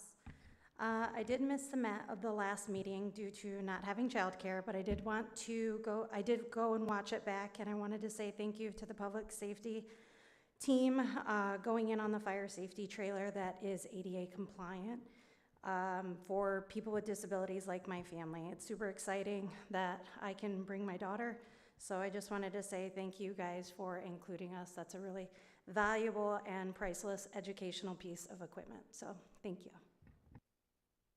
Thank you. Any further comments from the public?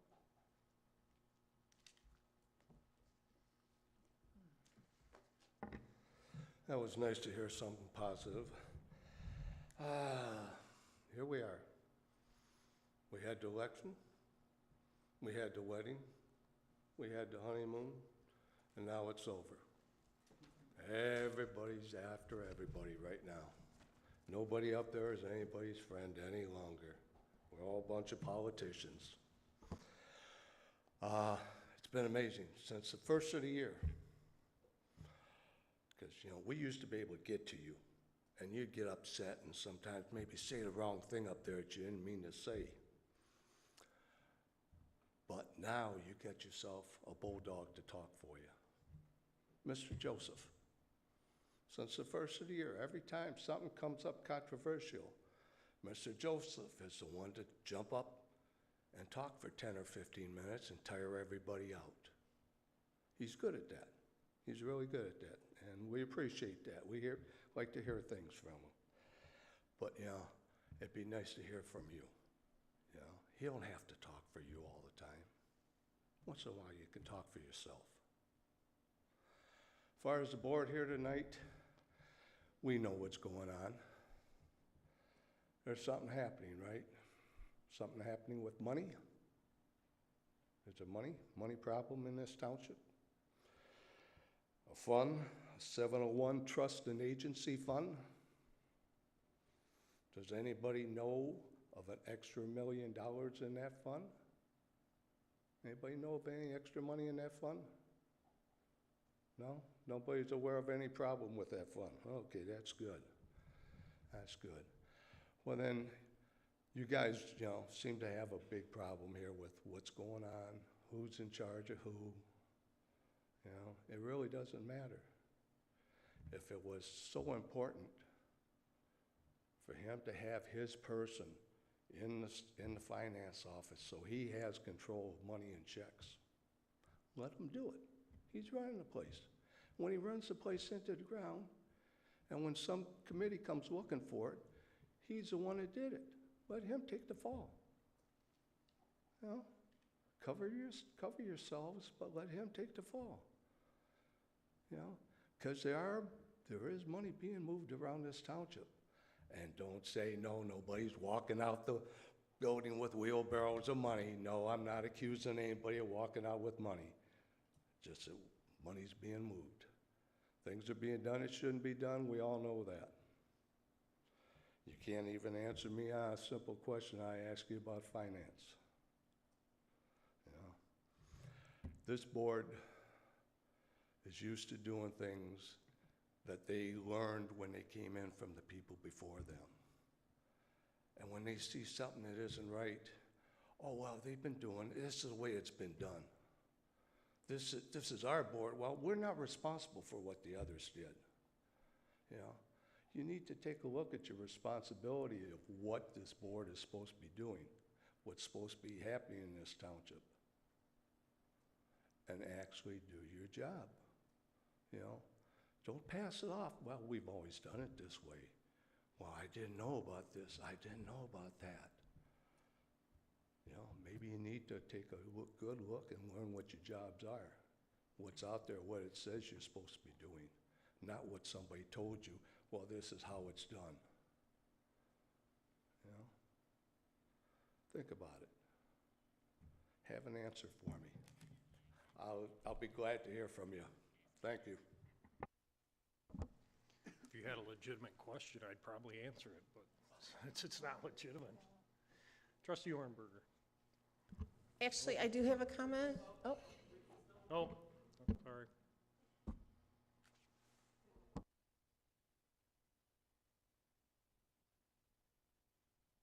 Good evening. It's a quick one. Christopher Pierrick, Embassy Street. So about a year ago, a little less than a year ago, when renovations were going to start on the municipal building, the seniors were brought down here temporarily. A month ago at the board meeting, when some improvements to this building were pointed out, one of the things was better parking spots and access for the seniors to get into this building. And then today, Trustee Joseph talked about the meeting yesterday with the seniors about signage out there to make things safer for the seniors here. Does that mean the seniors are staying here, or are they going to end up back at the municipal building once the renovations are done? Thank you. Thank you. Any more questions from the public? Comments from the public? Trustee Ornberg, I'll start with you tonight. I just wanted to clarify, there were a couple questions and comments about elected officials and, the discussion that we had this evening. When we have a quorum of the board, of the elected officials in the township, all of our discussions when we're making a decision and all of our discussions have to be made in public. So people may not like the sausage making, but that's the law. If you read open meetings, that's what it states, super easy to read. The Attorney General also has a primer on it, which makes it even more easy to understand. So any decisions that we make as a board, elected officials, have to be made in public. The discussion has to take place in public, especially if there are more than 3 members present. So it may not be a wonderful thing to watch, but that's how the sausage is made, and that's the law. That's why you elect us. Everything needs to be done in public. Thank you. Trustee Vosberg. Thank you. I'm passing. Trustee Anderson. Thank you, Ms. Hornberg, or Trustee Hornberg. You hit it right on the head. I guess if there was wind of these discussions being held clandestinely back at the township office, I'm sure that people say that there's deals being made. Yes, it is kind of tacky. It did go on a long time, but that's the way it is. It's out in the open. I look at that Chesterfield Township established 1842. I was going to make this the end of my discussion, but I'll say it now. There was some form of government back then, and long after we're all dust, there'll still be some form of government. It'll move on. It'll move on. And they probably won't remember what we did here tonight or care. Before we started this business model, which deprived, I feel, deprived our residents the ability to comment on agenda items. Not personal attacks, but bring the wisdom that our residents have on the agenda items. You could talk about them. And that's gone. One remark about Mr. Joseph. I will say this. If there's any one person in the years I've been here that does a better than a Cliff's Notes on what occurred during the 2, 3, sometimes 4 hours sitting here, and some of you have been through it, he does a heck of a good job of covering everything. The questions that come up that aren't answered according to protocol during the meeting, Trustee Joseph answers them. Okay, now I'll get on, again, I'd like to congratulate firefighter Nate McKee to his promotion to Sergeant, Lieutenant James Schaefer also. Welcome aboard Officer Hunter Bowerson, and congratulations to Sergeant Katelyn Walsh. Our next meeting, the June the 24th, tentatively, there may be a, we may get an idea of what the new water bill structure is going to look like, water and sewer. So if that's the case, please pay attention. Please pay attention. And with that, I'll wish everybody a good night. Trustee Joseph, Bulldog. Thank you. I'd like my nameplate changed to Bulldog. The comments that Ms. Hornberger made and then Trustee Anderson made is exactly right. The comments about people in the audience laughing and that the public didn't need to see it, I think Mr. Kadich, well, the first speaker talked about, I couldn't make the nexus between his wife in the other bedroom and the inaction by the board. I do know Trustee Vosberg, and I don't think that she would be out at the scene directing people to run extension cords through water. So I don't know what, in spite of the disagreements we have, I don't think, unless you were looking to end the problems and you were, suggesting a extension cord underwater, but I don't think you'd do that either.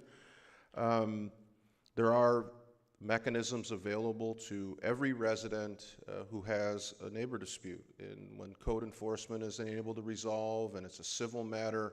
But I think in his explanation, he was dissatisfied with the decisions by these entities, including the circuit court, and I don't know that we're capable of helping that. And his language and his treatment of the employee on the way out, I think, keeps me from going out and offering my opinion on how to deal with the extra water. So. His wife's in another bedroom. Mr. Kadich gets up and talks about a divorce and fighting in front of the kids not being appropriate. The following speaker talks about that the public didn't need to hear this and that there was some mocking or laughing as we debated. The reality is the bill run was the mechanism to talk about policies and procedures that are the 3 full-time officials. This is the only place to talk about it, and I'm sorry that it wasn't the most interesting thing for some people in the audience, but that bill run had a total amount just on the section that we were talking about, which was over $600,000. $600,000 occurs every 2 weeks in the form of payments to employees. It was exactly your business. $600K, and let's not forget the employees, and every budget cycle the employees account for in various departments between 80 and 85% of the expenditures that this is a service industry. Our employees are our most valuable asset. They are our major resource. They are the human resource, and what's happening with them warranted this discussion tonight. So I don't know what to make of the bulldog comment. If I'm arguing with you, I'm a problem because the board shouldn't be divisive. If I'm agreeing with you, I'm your mouthpiece. Same person, if there's a comment about the bill run and why the luncheon that's attended isn't inclusive of an employee's name, we're doing something sinister. If you really, it's a very difficult thing, but it goes with the territory, and that's kind of what we're used to dealing with. And when you get into this service, you got to have thick skin, because this is the kind of stuff that you get. Closing on somewhat of a positive, Mr. Perrick asked a question about senior parking and senior programming. What I understand to be the plan moving forward is that since being over here, there is some programming that is preferred, that this building is more conducive to larger class sizes, specifically in the exercise, the yoga, the dance. And then there are other activities like maybe cards, where there's a smaller group and they're better served in the township. So what's happening is there's an ongoing discussion. I'm appreciative of being not only the Parks and Rec liaison, but also the senior advisory, because the coordination of those two bodies and the staff, and again, our customers, our residents who utilize that, all is being heard. And so it's it's sort of bifurcated in terms of what programming will be here and what will be there. The proximity to the building with the parking spaces was helpful.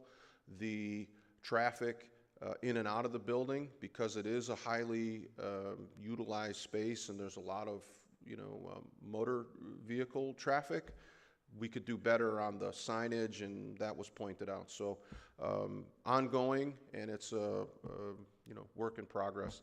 And then lastly, Mr. Locke pointed out, it was nice to hear something positive. And I agree with you, and I will just say that, Ms. Ross, your appreciation for public safety and the purchase of that education trailer for fire education is something that your family utilizes and that you were appreciative, and I thank you for acknowledging that. I can just say, as somebody who was in the parking lot during the fire department's trunk or treat, if Chief Miller can figure out a way to get your daughter on some kind of publication for township activities, we will solve some of our financial problems, because people will just pour in.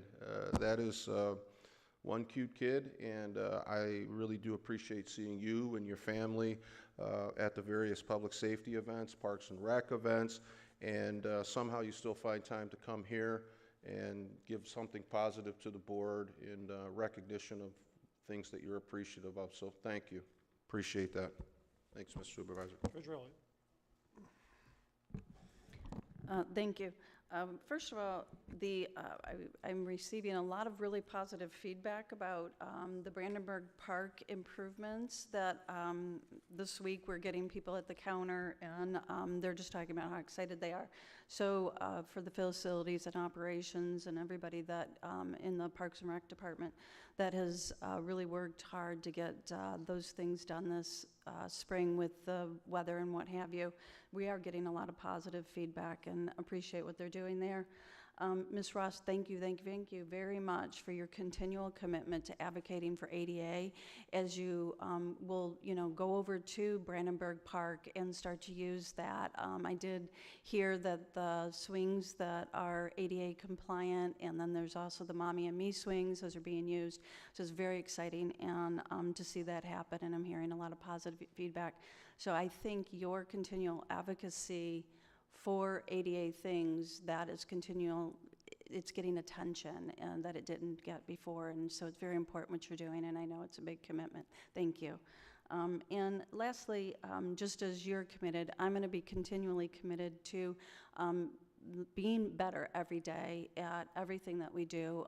I think that this is a very, very strong board, and I think that although we have maybe some struggles, at the end of the day, I'm confident that we are going to be better than we were a year ago, better than we were yesterday, and we will continue to get better. And by focusing on ways to improve policies, procedures, and continual improvement. Thank you. Clerk Berry. Thank you, Mr. Supervisor. First and foremost, I'd like to remind everybody about our Shred Day that is coming up this Thursday from 12 until 2 at the Township offices. You can register in advance. I think we have close to 100 or just over 100 people registered for that event. You do not need to register, but you are welcome to do so. And if you do register, you will be insured a spot. We'll make sure that you are afforded the service. Even if it runs over that time, we will make sure that you are serviced properly. But it is also a kind of walk-in service. You do not have to register. You can simply come up to the township offices, and please read on our website what the parameters are for what you can bring with you. There's certain materials you cannot bring, toxic and otherwise, and there's a limit. We have to, unfortunately, because there's so much interest and involvement, that we have to limit how much you can bring. I believe it's two boxes worth of documents that you can have shredded. You will be able to watch them be shredded into the machine, and so please take advantage of that. It's a tremendous, great service. We're happy to bring it forward to you with our partner, which is First State Bank. Secondly, we had a former board member who, even if I had differences from time to time, loved to talk about facts and data. Facts and data. And that's all, that's how he related to things, was facts and data. And I know so many on this board appreciated that. And I would just like to, again, offer all of the facts and data that I have to any member of this board or any member of the public that would like it. You are welcome to everything that I have. I'm happy to share it with you. I'm happy to meet with you anytime, anywhere, in any manner, over the phone. If you want to do it by Zoom, you want to do it in person, you want me to come to your house, you want to come to the office, weekends, it doesn't matter to me.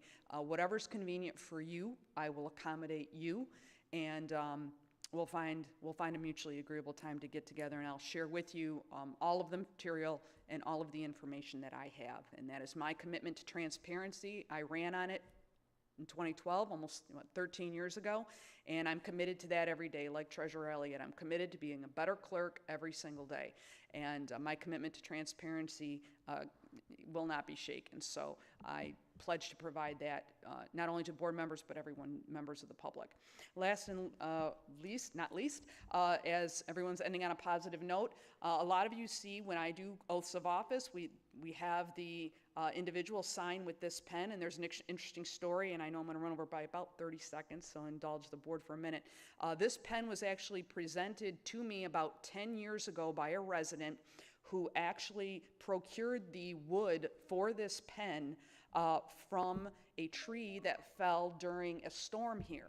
And it was estimated that the tree was approximately 150 years old.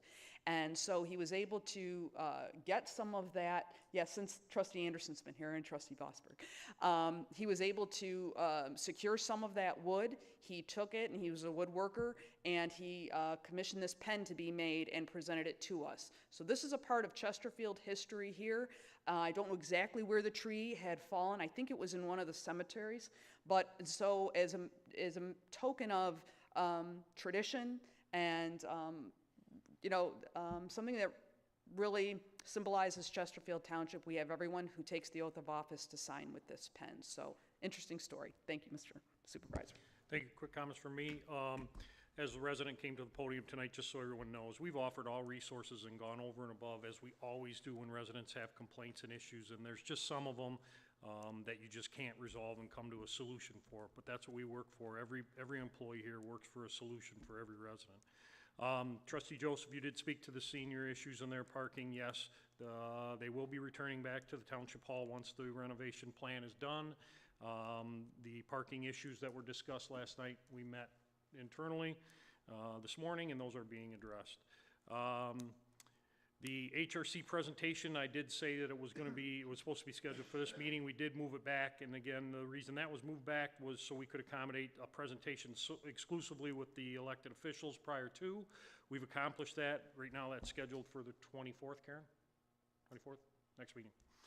And that'll be the HRC presentation on water rates, and I think it's, I think you'll like what has been presented.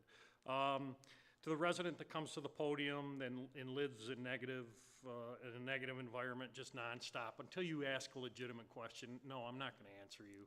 It's just, you're just here to spite. You're just here to create dissension.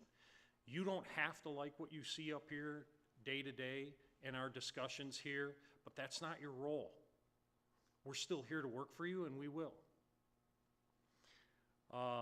Your wild insinuations and your veiled references to a trust and agency account, yeah, we have that account. It's published. Money comes and goes in it. It's used normally.